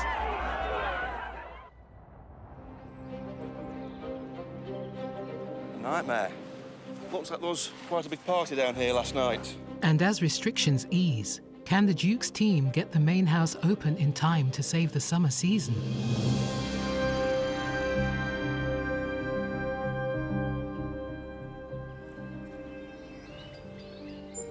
At Chatsworth, a heat wave has led to mass invasions of visitors desperate to cool off by the river. It's a nightmare. Looks like there was quite a big party down here last night. It's early morning, and the grounds team return to the beauty spot. Left, as you can see, quite a lot of rubbish. It's down to Ben, Chris, and the team to pick up the tab for last night's festivities.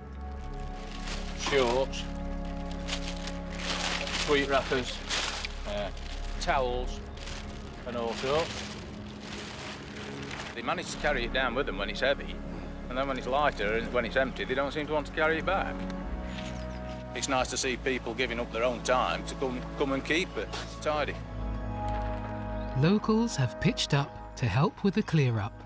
I think it's shocking to have it like it is. You know, it's normally so beautiful. It's speechless, really, the way they leave it. With living so close, we knew that it was going to be like this morning. We decided we want to help. There's so much of it. I mean, this is just on a different scale. It's just so easy just to take it home with you. You know, I just find it really sad. Beer bottle floating down the river, but I think it's gone quite far down. This is gross, isn't it?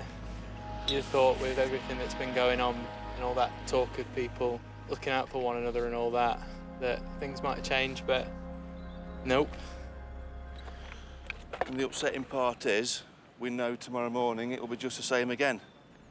And on Friday morning, and on Saturday and on Sunday, whilst the weather remains hot. It's a shame.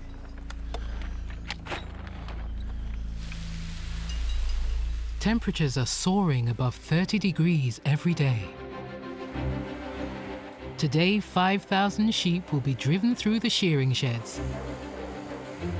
2,000 ewes will be shorn, and 3,000 lambs will wait impatiently for their mums. It's a welfare issue. If we don't take the wool off them at this time of year, the sheep will overheat and they'll have heat stress. They're very lucky because of the COVID-19 restrictions. The sheep can get a haircut this time of year, whereas we can't. It's relentless back-breaking work for the shearers, usually New Zealanders who travel around the UK every season. But this year, it's a British team. The 2,000 fleeces they shear today will create 6,000 kilos of wool.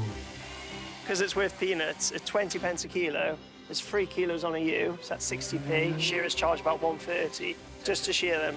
Due to the poor value of wool, it costs the estate £1,500 to give the whole flock a summer haircut.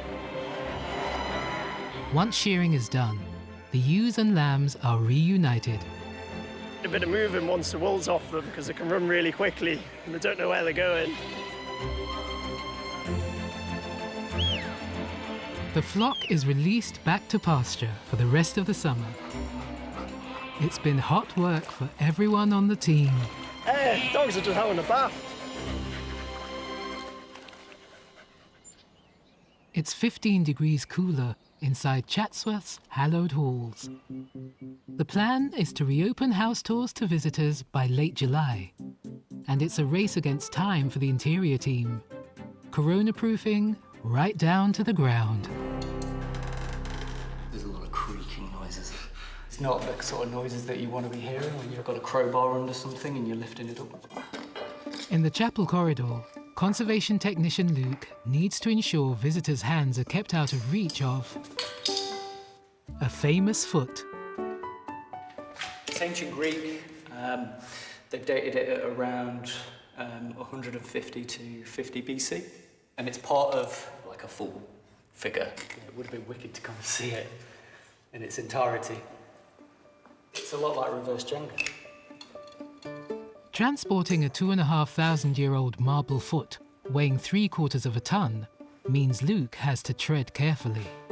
What I don't want is the vibration from the pallet truck on the floor to go through the foot and break off any loose parts that there might be.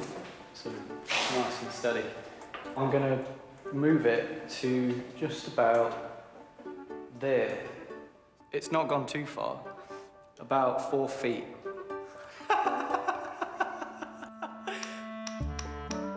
When the house finally opens its doors, the biggest headache for the interior team will be keeping anything visitors are likely to touch sanitized. Oh, they're looking great. It's fantastic. For collections manager Alice, the 9th Duke's 100-year-old banisters in the painted hall have proved a particular challenge. We wanted to create something that allowed people to use the stairs safely, but also that we could clean. Obviously, we can't put bleach on the historic interior. Pandemic proofing has required materials not usually on display in a grand, stately home. It's standard scaffold pole, but it's actually been sort of foamed and bolted on securely so that it won't damage the historic fabric.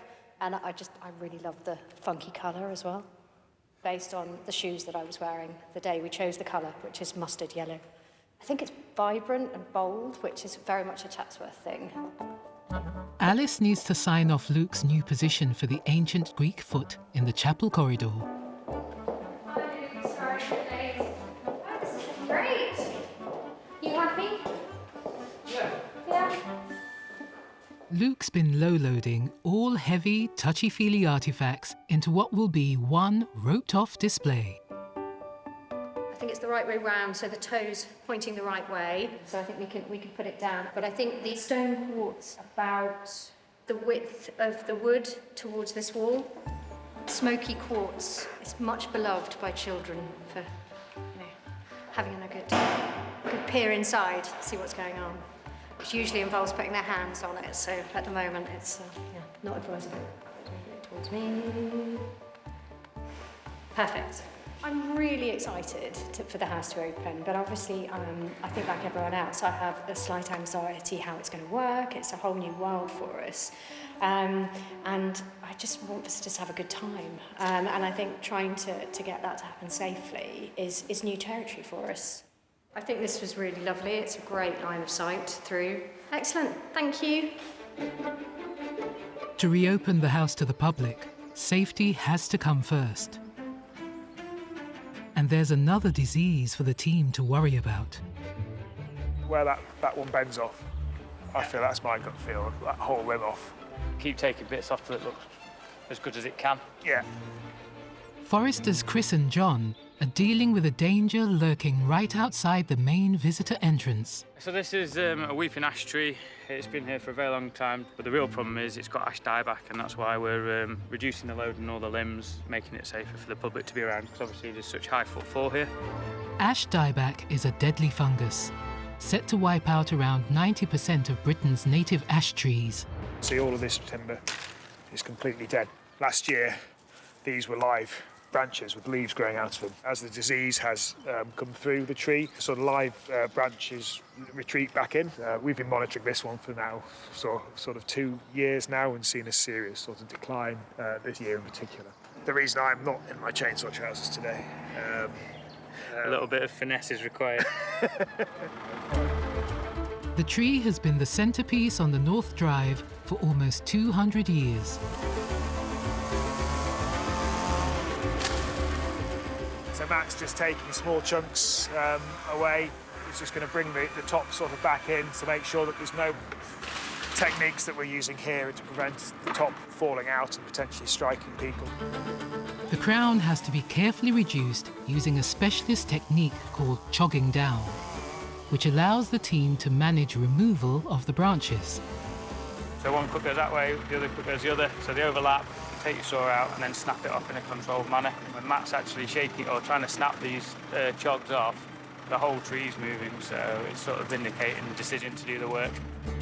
Unfortunately, it's sort of coming to an end on my watch, but that's forestry and tree management, and everything does have a lifespan, so we just need to look forward. For this year at least, the tree will be safe for visitors to enjoy when they return. With less than a week to go until the house opens for the first time in the 2020 season, Chatsworth goes into overdrive. There are precious carpets to stow away. Morning.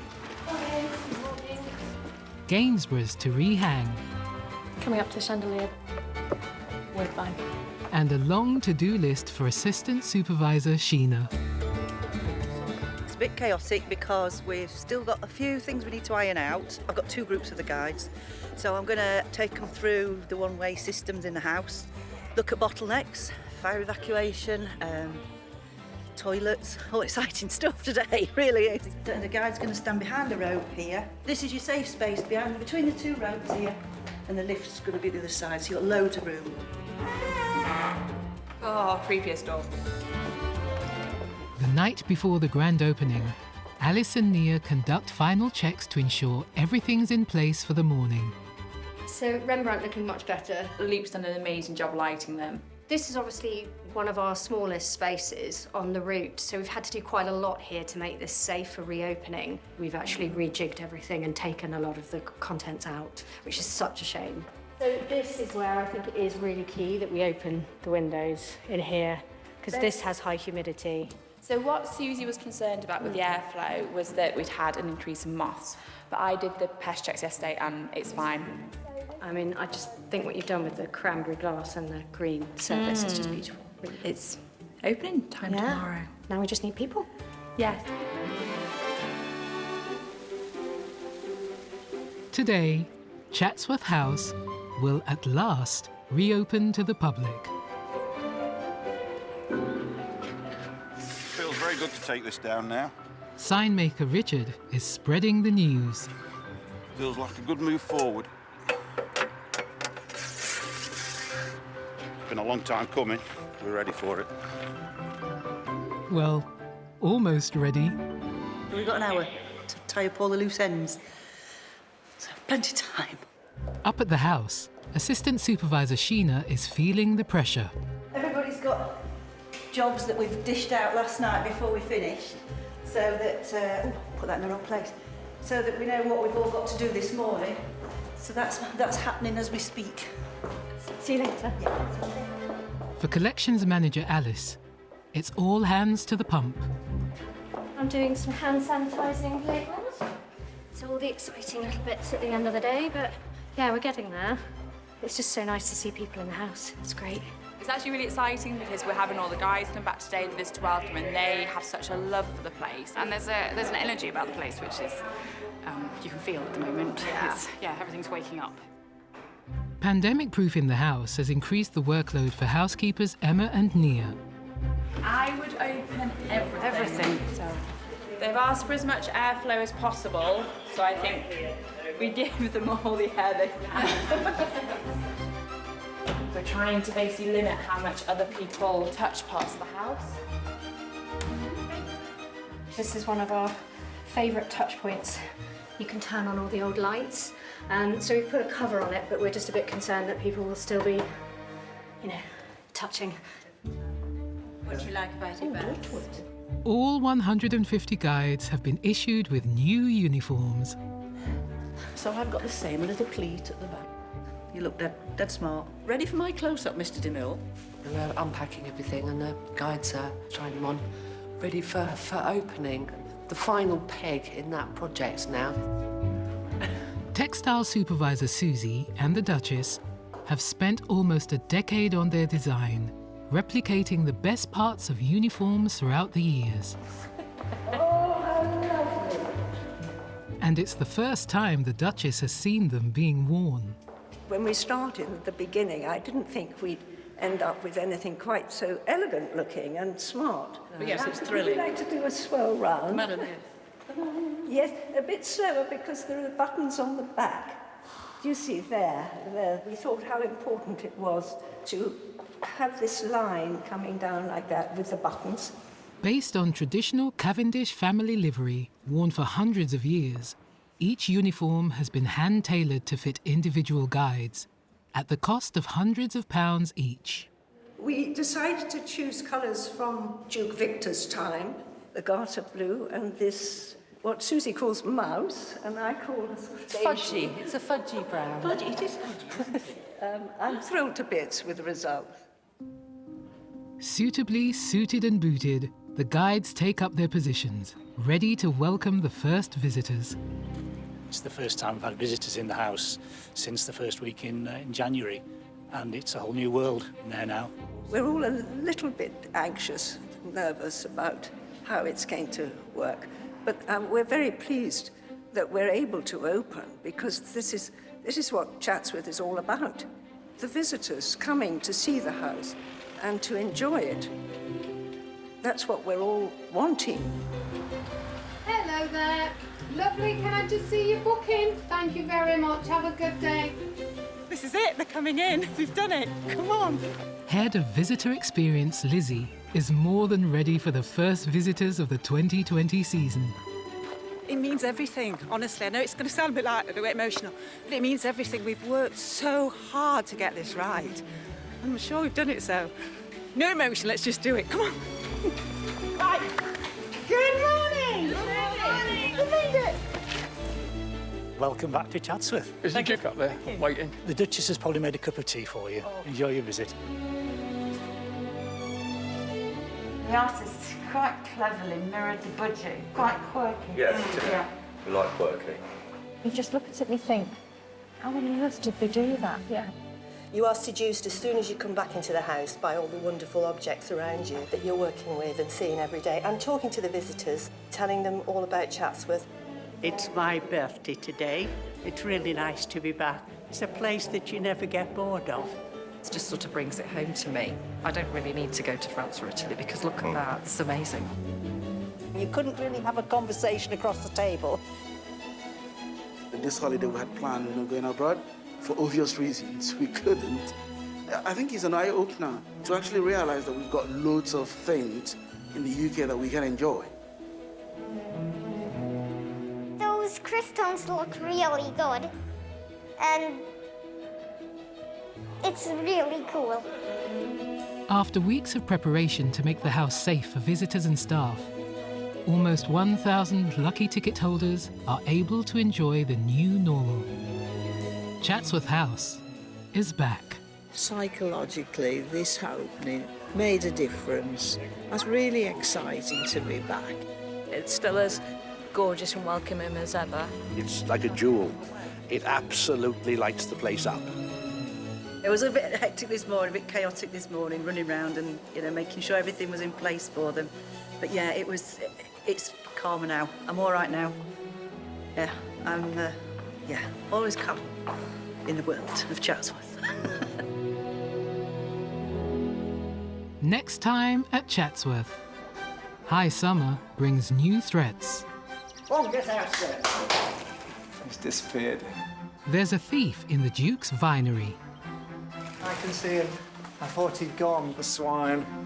And a waterborne invasion.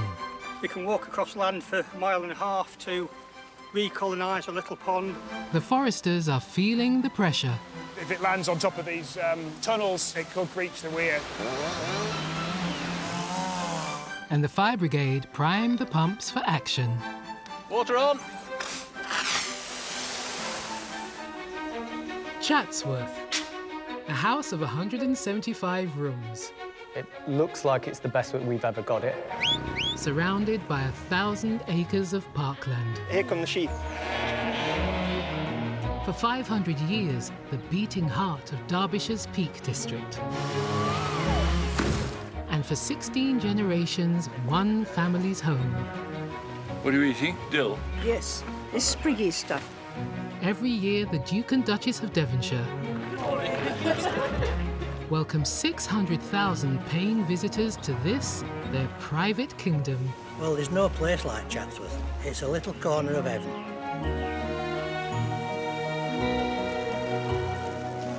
But 2020 would prove to be a year like no other. This is the story of how one of England's greatest institutions It's increasingly complex, very fast moving. would battle an unprecedented 12 months. So we needed one. Hang on, I thought we were not opening. There are people jumping out trees into the river. To create new dawns and opportunities. That's your delivery from the farm shop for you. Through 4 seasons, this unique corner of Britain Us British, keep calm and carry on. reflected the bulldog spirit. this is it, they're coming in, we've done it. Well, I am relieved, but I knew we'd get there. This really is an exceptional effort. And triumphed in the face of adversity. We almost look like we know what we're doing.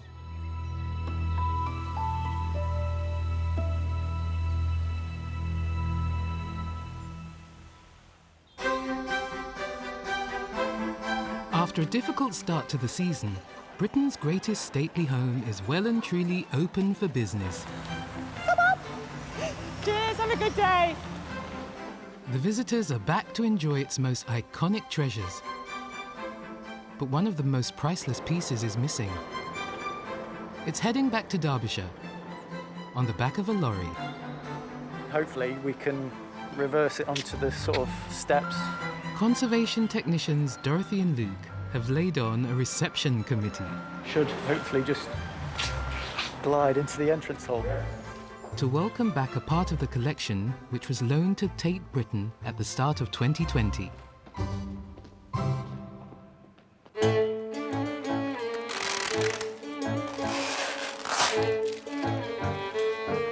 Careful unwrapping reveals a door. But it's not just any door. It's a door with a violin attached to it. It's good to have it back. Yeah, really good to have it back. The violin door was painted by Dutch artist Jan van der Vaart around 1700. The violin door is a trompe l'oeil, which means that it's a trick of the eye. And it is. When you go up to it, it's just unbelievable that you want to touch it because you can't believe it's a painting. I think one of the main reasons why people really enjoy this piece is because it's essentially a visual illusion. It does seem as though there is a violin hanging on a knob on the back of a door. And I think what's funny is when you look closer, because the knob actually is real, but the violin isn't. I think people quite enjoy the visual trick there. This kind of artifice was popular in the 18th century, but the door is one of the very few examples to have survived, meaning it's impossible to put a price on this unique piece. When I was a child, of course, my parents were very proud of the violin door because it was, even then, it was very well known and much loved. And so I quite quickly realised what it was because I was shown. And so I was able to play this sort of trick on visitors and my parents' friends and say, look at this violin, would you like to play it? And that sort of thing. Outside, summer's heating up after one of the warmest Chatsworth springs on record. Head gardener Steve is up on the moor above the house, checking water levels. We seem to be getting many more extremes. The last 3 months, it's been so dry with hardly any rainfall, in fact, a fraction of what we would normally have in spring, and so the lakes have been dry. But the estate has a secret weapon. The streams and ditches which crisscross this upland act as a giant sponge, holding water to refill the lakes below. Wow, quite a backlog of water here. You've got a good build-up. Yeah, you should fill up pretty sharpish, I think. Yeah. So now the lake's down enough to let this go, is that it? I think so, yeah. I think it's about time we let one go. The dry spell, it's hammered the lake quite badly. Groundsmen Chris and Ben look after the network of drains and sluice gates created by engineers nearly 200 years ago. And now, it's time to release this natural resource.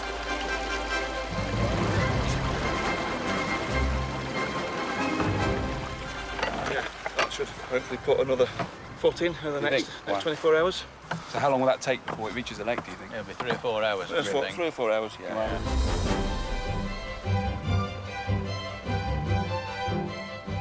This Victorian system is Chatsworth's answer to 21st century climate change, recharging the lakes above the house to keep Chatsworth's waterworks flowing through times of drought.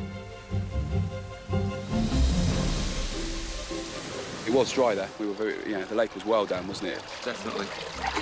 It was needed. This gravity-driven water system doesn't just supply the decorative cascade and fountains.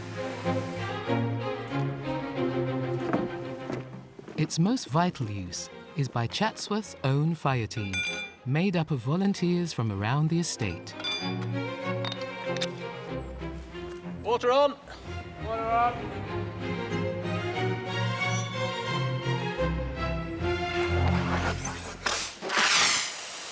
The most worrying thing about the house is the idea of any fire. So I think any precautions are vital. The fire brigade's water supply needs regular checkups. So today, Printer Richard and groundsman Chris are testing the system. The water's a bit mucky at the moment. It's been sat in the pipe for quite a few months now. We've not been able to run it. There's quite a bit of pressure. It was calculated quite a few years ago now. It's probably about 150 pounds per square inch. If there was to be a fire, somebody like Richard Elliott, our sign maker, knows this house absolutely backwards, and so he'll know where everything is and where to take people. Luckily, real fires are rare, and the brigade was last in action 5 years ago, when a chimney caught light. We just blocked it up at the bottom to stop the air going up. We called the fire brigade, and they came and dealt with it. We just sort of tried to hold it for them. That's the entire purpose of us, isn't it? We do what we can until the professionals get here. Water off!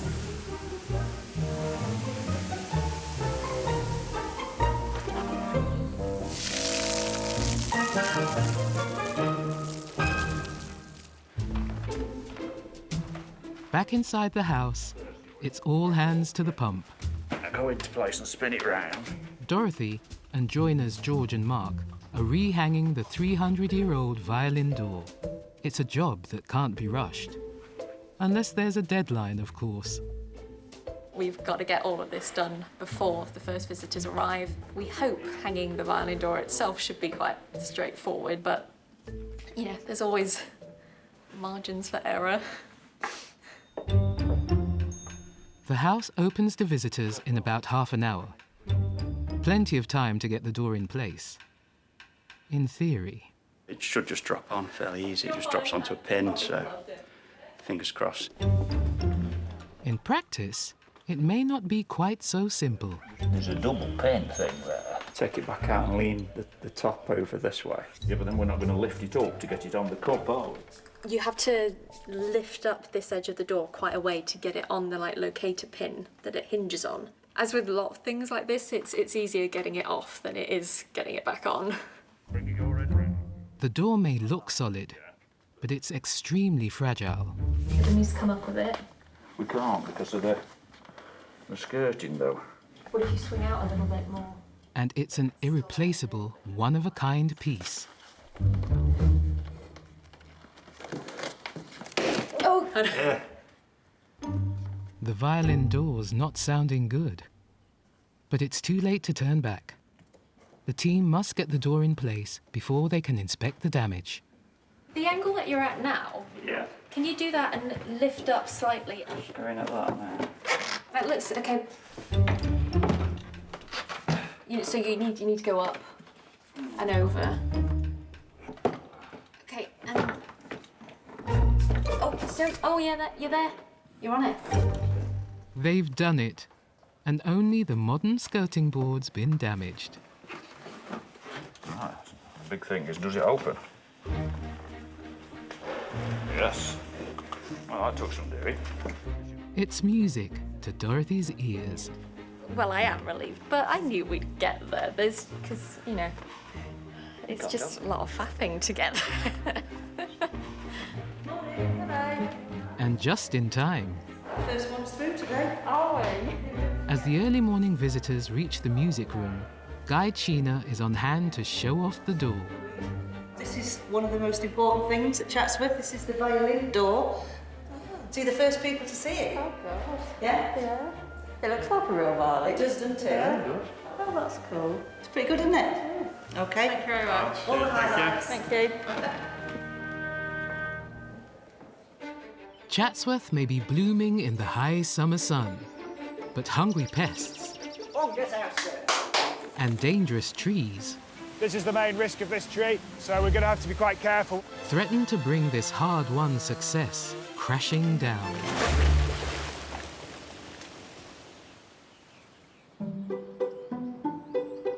Chatsworth is famed for its glass houses, packed with exotic flora. The vinery is a Victorian greenhouse with one very specific role, providing grapes for the Duke's table. I love eating the grapes, and yes, I think that they're a very special taste, and they really remind me of here, because it's the only place I ever have them. The vines were planted in the 1920s and produce a sweet dessert grape called Muscat of Alexandria. I've now really messed this up, taken those grapes out, but that might possibly have ruined its shape. Pampering each bunch is almost a full-time job for gardener Ian. He's tended them for the last 13 years. Ian takes his grapes very, very seriously, and quite rightly too, because they are wonderful, and they're delicious, and they're huge. The Duke and Duchess's grapes are usually harvested from August onwards, but this year, someone's thieving them. He's there, I can see him. I thought he'd gone, but they're in and out all the time, probably feeding chicks somewhere on muscat grapes instead of earthworms. Posh blackbirds at Chatsworth. They'd be going to Waitrose if they're humans. This year, poor Ian's had a real problem because of the blackbirds. And because it's been very hot this summer, he's had to open the windows. Do you remember we saw a blackbird with a big green grape in its beak extended as far as it could go, just disappearing out? Poor Ian. Yeah, poor Ian. Morning, Ian. Morning. How are you? Student gardener Sarah is second in command in the battle against the blackbirds. Ian needs her help to save the Duke's bunches. Right, so we've got a bunch of grapes here, and you can see that the blackbird has had a go at that one there. And you can see the little slash in it, and it's just beginning to get botrytis on it. And that grape will go bad, and then the next one, and it'll work through the bunch. And so we've just got to go around the bunches and take them out, like so.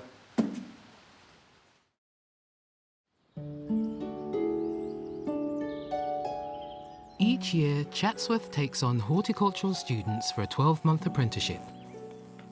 Sarah started last August, so is almost finished. I was in the motor trade for 13 years. I just thought, there's got to be something else that I could do. I love it. I love it. I wouldn't go back to an office job now. Sarah's been given sole responsibility for the cottage garden. So I'm going to pop just a couple more cosmos in there today. Her planting plan is a very personal one. This one here is Cosmos Striped Candy. This one is one of my favourites in here because my granddad planted it for me. Unfortunately, he passed away at the end of April during lockdown. So I'm really pleased that they're in here. I'm so glad because there's a little piece of granddad in here, which is lovely.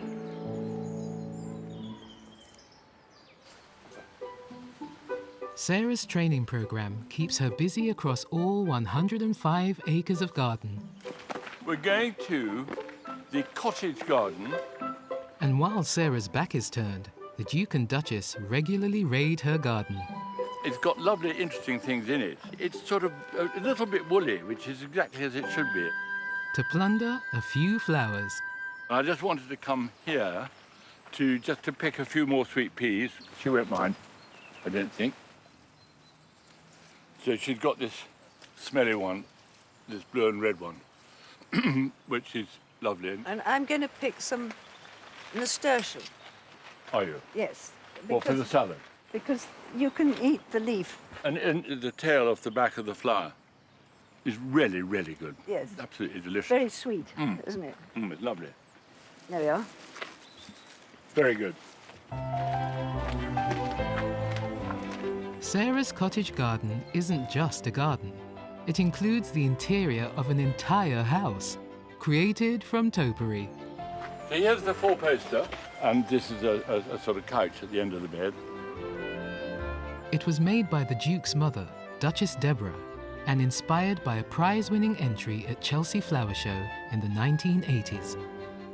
And then this is meant to be the dressing table. Yeah. This has got a bit woolly too, so this is all meant to have been clipped off, so it's a nice flat surface. Max! Max! Oh, look, my fire's gone out. Oh dear. Well, you'll have to explain. That's very disappointing. This is the fireplace, and I planted these plants because they had bright red flowers, and to make it look like a fire. And the fire's gone out. The fire's gone out. And while one Duchess's designer garden needs tending, in the house, another's designer gown requires a lot of care and attention. In this box is our Worth dress, which is the most spectacular garment that we have in the collection. The dress was made for Duchess Louise, wife of the 8th Duke, and hostess with the mostess at a glittering party to mark Queen Victoria's Diamond Jubilee in 1897. The design is a great big peacock tail. Susie is undertaking her regular check on its fragile condition and must work out how to repair any wear and tear. So this is the amazing bit.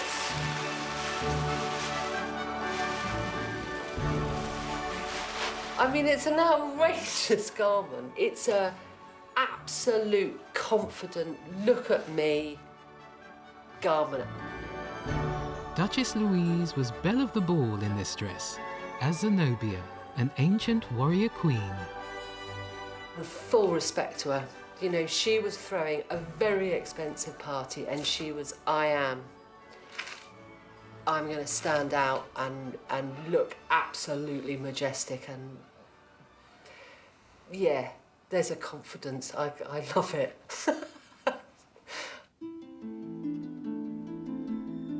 The dress was designed by the House of Worth in Paris, dressmakers to royalty, and regarded as the first couturiers.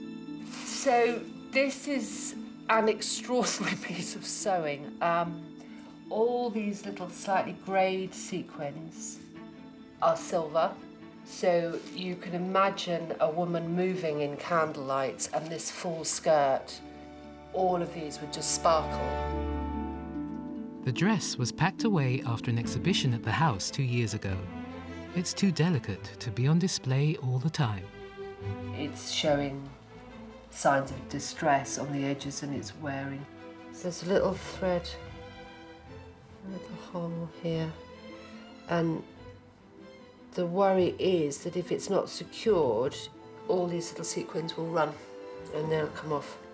Stitching is invasive. You don't really want to do it unless you have to, but we'll see. Susie faces difficult decisions about preserving a historic dress. And across the estate, the foresters are facing dilemmas about the fate of ancient trees. Chatsworth, like the rest of Britain, has been hit by dieback, an untreatable fungal disease which is wiping out ash trees. The leaves are sort of retracting back in towards the main stump, leaving these dead sort of branch ends on the end. And one of the other sort of symptoms of the disease is that trees can drop branches, so the timber becomes really brittle. The disease makes trees unstable. The dying branches are liable to snap and fall onto unsuspecting passers-by. So the plan this morning is to remove this diseased ash tree, which overhangs a very popular spot for people to come down and paddle in the river. John and Jemima are on a tricky felling mission at Monsell Dale, a beauty spot high in the Peak District National Park. It's a very awkward tree in terms of felling. If it lands on top of these tunnels, it could cause some damage and breach the weir. The historic Monsell Weir controls the flow of the River Wye.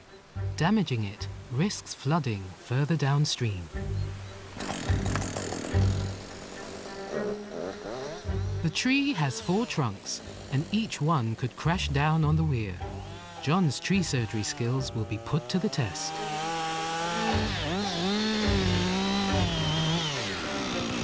He's put put a little hinge in this side to point it towards the river. And the tree should just, using gravity, fall over.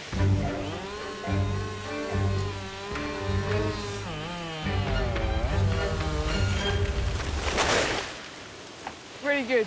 As good as could be expected. The tree's gone where we wanted. Everyone's still alive. One down for you to go, yeah?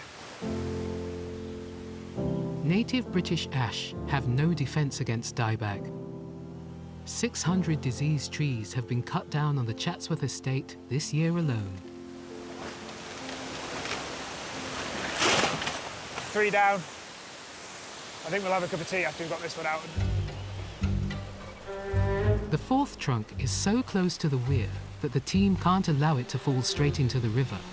John will have to devise a gravity-defying plan. I'll take the remote. I'm going to leave a little tag and then use the winch to snap it off. You'll go that way, I'll go that side. But using a high-powered winch to pull the tree backwards onto the footpath is attracting curious bystanders. Yeah, so as you can see, we're getting a lot more passing foot traffic. You've got people walking past, so you have to concentrate a lot more.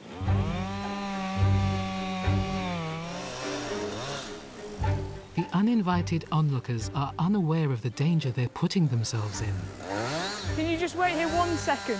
We're just pulling over that tree, that's all. And I don't want it to go the wrong way and hit you guys. John has to angle the direction that the tree will fall before the winch can do its work.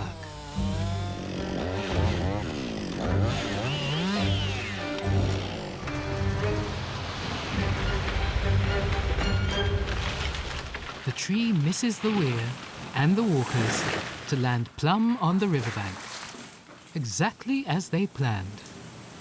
Yeah, I'm happy with that. No, it went perfect, yeah.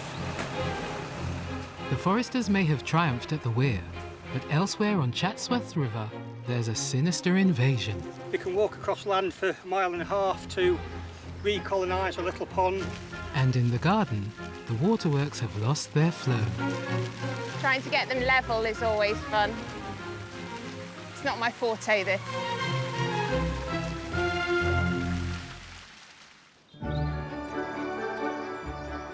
The trust which runs Chatsworth usually relies on a busy schedule of summer events to keep the tills ringing and bring in over 100,000 visitors. But not this year. We've got no events, none of these big events. We've missed out on the horse trials, the RHS, flower show, and the country fair. 3 big events, and we've lost those. So we've got to find smaller things. Arcadia is really unusual and all new and exciting. So that's a big draw, I hope. Arcadia is the code name for the biggest gardening project Chatsworth has seen in nearly 200 years. Inspired by the Duke and Duchess, 15 acres have been set aside for over 250,000 new plants. I've been reading about the Arcadian landscape, which is the sort of idea of perfect peace and all at one with nature. And so you and I referred to it as Arcadia, and then it got onto a memo from somebody, and that was shorthand, and so now we're lumbered. The Duke and Duchess commissioned landscape architect Tom Stewart Smith to design the garden. It is an enormous commitment, this, which the Duke and Duchess know. That this is it's wonderful fun. Tom is one of the country's leading garden architects, a winner of 8 gold medals and 3 Best in Shows at Chelsea.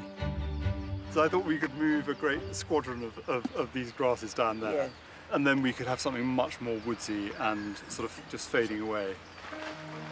So these have just arrived, these rather pathetic dioramas. Are they pink? They are that very, very dark. Yeah. That would be lovely. Hello. Hi, Duke. How are you? It's a hugely ambitious plan for the Duke and Duchess, and they need it to be a success to keep the visitors coming. It's very exciting. Tom has made it really thrilling. So I think that it's been incredibly satisfactory. And of course, there's plenty more to go at. The 100 staff and volunteers who maintain the garden are part of a workforce that's almost 1,000 strong. It's big enough for Chatsworth to have its very own cricket club. Actually, I had a good innings in that one. Played 6 not out. Captain of the club, Billy Khan, is reviewing scorebooks from previous seasons. What's left of them, anyway? These are books that were in the pavilion at the time that the flood occurred. And really, it's heartbreaking because they're damaged now. And, you know, these records are lost, lost forever. Terrible. The summer sun may be blazing down today, but just a few months ago, Derbyshire experienced the wettest winter in modern history. Below the house, the Derwent broke its banks, and Chatsworth Parkland was flooded. The cricket pitch and pavilion disappeared under 4 feet of water. There's actually a mark on the door as to how high the floodwater was. And it's even got the date, and that's the level of the water level. And the water's stayed at that level for several weeks. The pavilion may have dried out, but the damage remains. It's set hard now, but this was the layer of silt from the floodwater that came into the pavilion. I'm upset because there's still a lot of work to take place before we're, ready to be playing cricket again at the ground. Billy was a last-minute replacement on the estate team almost 20 years ago. Although I don't work at Chatsworth, I feel as though I'm, kind of an ambassador for Chatsworth on the cricket side of things. He became a Chatsworth regular and has now been captain for 15 years. It's a far cry from his Sheffield roots. When else would someone like me, a city boy, rub shoulders with dukes and ambassadors and lords? It just doesn't happen in my normal world. So it's a fantastic, sense of responsibility that I have, and I love it. But with the pavilion hit for 6 and the pitch's drains out for a duck, Billy has a huge job ahead.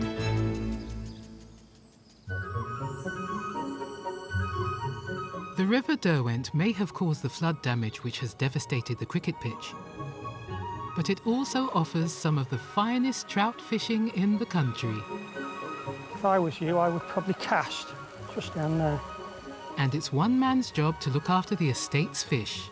Riverkeeper Matt. You'd have a few fish rising on that far side. Today he's giving son Jack a fly fishing lesson. Casting a rod each week is part of Matt's job spec. Yep, good boy. All right, just lift your rod slightly back. It looks like a good rainbow, Jack, so just let it play a bit. It looks like Jack's beaten Dad to it. He's in already. Is he pulling hard? A bit. Good boy, he's coming up to the top a bit. So you've got to take that leader, you see. Keep going.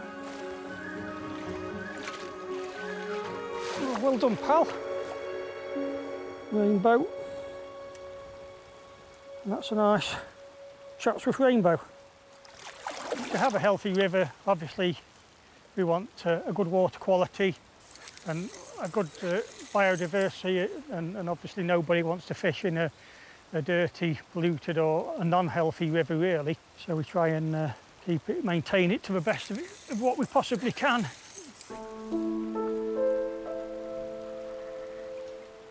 Fishing is strictly controlled, with a waiting list for membership. The revenue pays Matt's wages, and it's up to him to keep the river healthy. This means a constant battle against an invader.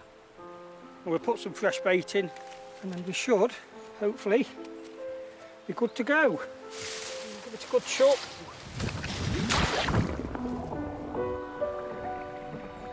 For the last 5 years, Matt's waged a one-man war along the Derwent.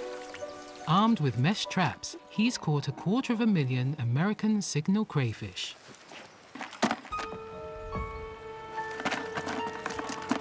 We got a few in. They're one of the most invasive pests in Britain's ponds and rivers. We can walk across land for 1.5 miles to recolonise a little pond or something like that. Signal crayfish were introduced to Britain in the 1960s as livestock for the restaurant trade. And they've been making a meal of our native waterways ever since. They'll eat fly life, the fish eggs, and basically anything in the river, even the weed. If you've got a small river, they'll strip it bare of life, basically.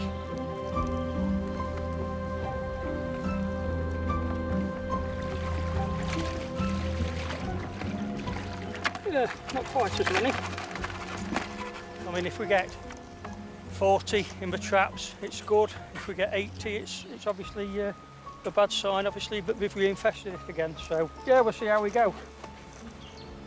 Legally, we have to freeze them to dispose of them, and then it'll just go to a site on the estate where we dispose of them. Every year, Matt monitors the population to see if his tireless trapping is keeping the foreign invader at bay. It looks quite a firm bed, so we'll see what results we can get through this. A short crayfish crawl from the riverbank, Chatsworth's waterworks and fountains are part of the estate's enduring appeal to visitors.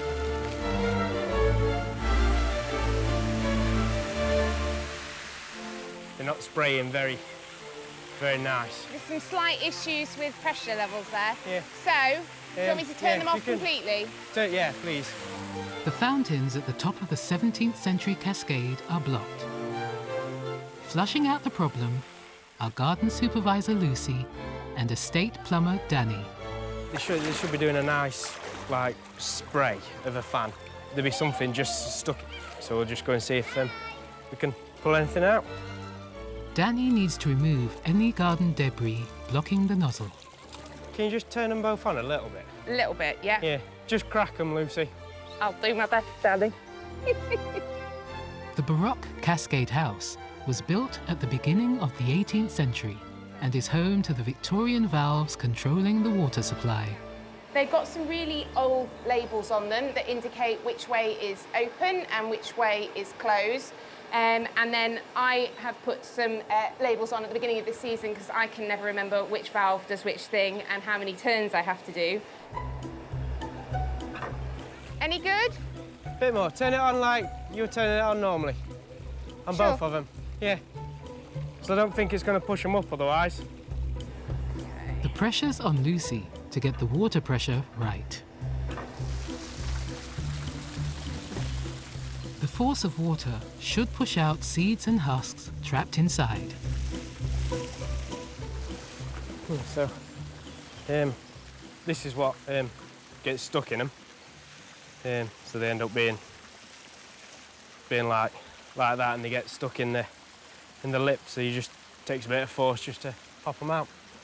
Shall I turn them on completely now then? Yeah.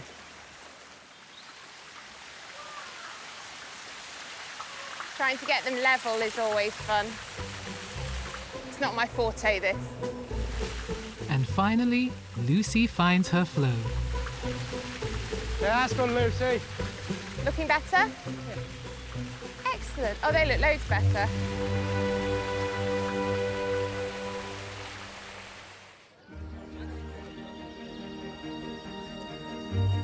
Also in need of some maintenance is the cricket pitch, where Captain Billy and his team are racing to get the flood-damaged clubhouse match fit. We're just preparing, actually, for whenever the government says we can play cricket, so there's a lot of work to be done. A bit of painting and cleaning and things like that. It's the first time the team have seen each other since lockdown. It's been sort of good for the squad to have a focal point with no cricket to actually come back and, put something back in. The last 30 years, my summers have been entirely cricket. Luckily, I've got a very understanding wife. It's been taken up with cricket. And when that's gone, it's a huge void. Probably all of us have been sort of stuck in with our families, working at home, and, just to see different people, different voices has been really, really nice, actually. None of us really want to be masking taping around windows. Definitely rather be having a game. Chatsworth farm manager David and head forester John are stalwarts of the team.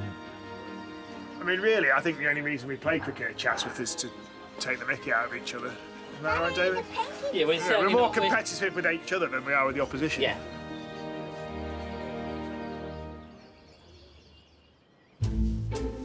Inside Chatsworth Victorian Vinery, gardener Ian appears to be losing his battle of the blackbirds.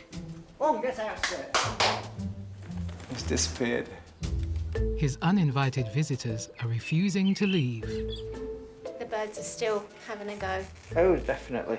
And Mr. Blackbird's brought all his mates now, so there was 4 of them at the last count last week. Have you named them, Ian? Yes, but I can't actually say what the names are. A load of expletives. Ian and Sarah are trying a new tactic to protect the Duke's pampered crop of grapes. So we've got some bags, which our head gardener's got for us. Every grape matters. So Ian's decided to give each of the 300 bunches its own bespoke, handcrafted anti-blackbird net. So what I've been doing is I've just been cutting them and then stapling them together. That'll do us a smaller bunch. So looking around and trying to pick one that might have got some promise for the show. Ian's mission this year, and every year, is to win first prize for the Duke at the Royal Horticultural Society's Autumn Show. The good thing is it's exhibited on a board when you, and so if you have a bad side, you can actually put the bad side to the board and sort of arrange it out with little sticks and things and make it look quite pretty on one side. So the judge doesn't take the bunch of grapes off? No. Do they taste them? No. They're judged on appearance. They don't taste them? No. That's shocking, isn't it? They don't. We've been very successful over the years, often win a first prize. There's a prize for a single bunch, a prize for 2 bunches, and we sometimes win more than 1 first prize, and some years we don't win anything. So it's... I don't think that happens very No, often. not very often, no. They work really hard, those guys. Yeah. Ian's boss, head gardener Steve, is heading to the vinery. I've got some bad news for him, so we'll see how he takes it, I suppose. Hi, Ian.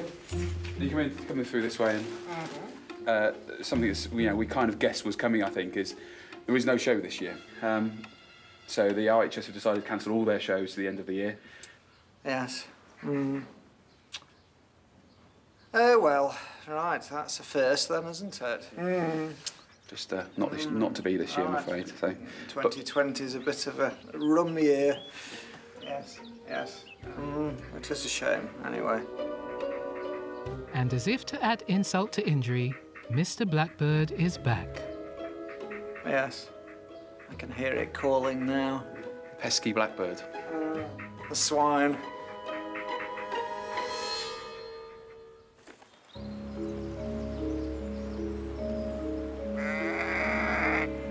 Also fighting off an unwanted invader is riverkeeper Matt.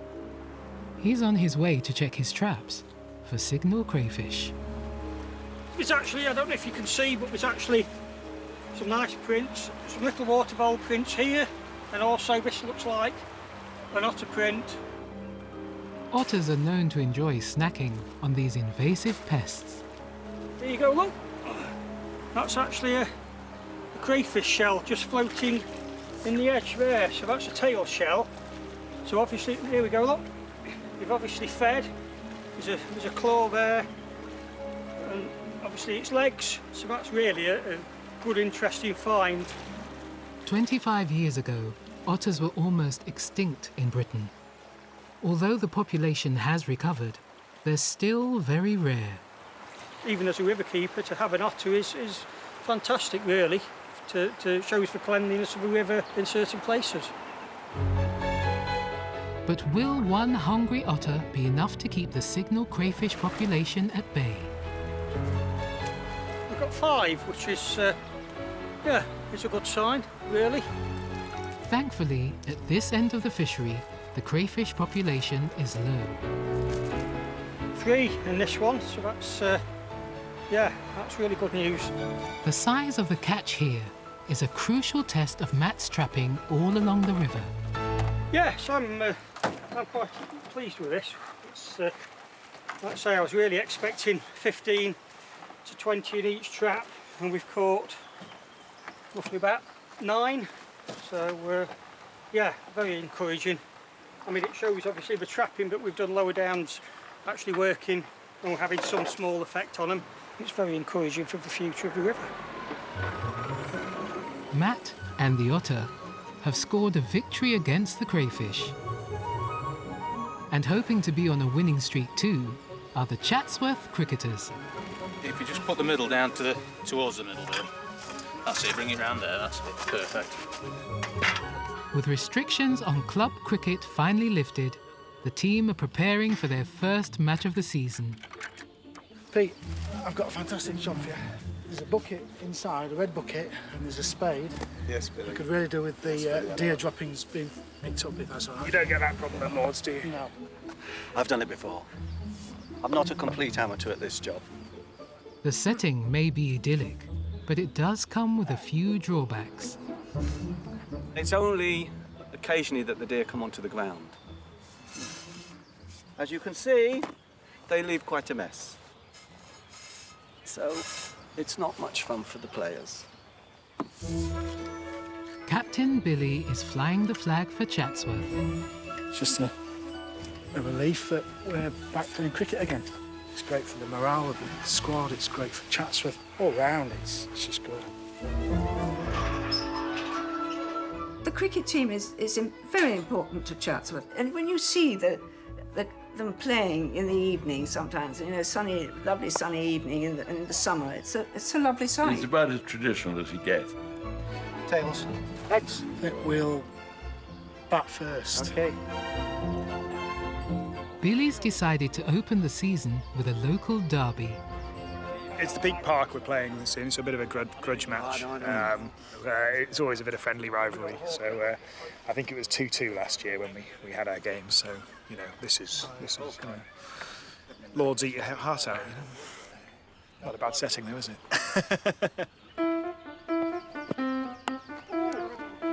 Forester John opens the batting for Chatsworth. It's a very good start at the moment. It's great. It's great atmosphere in the team and entertaining for the rest of us.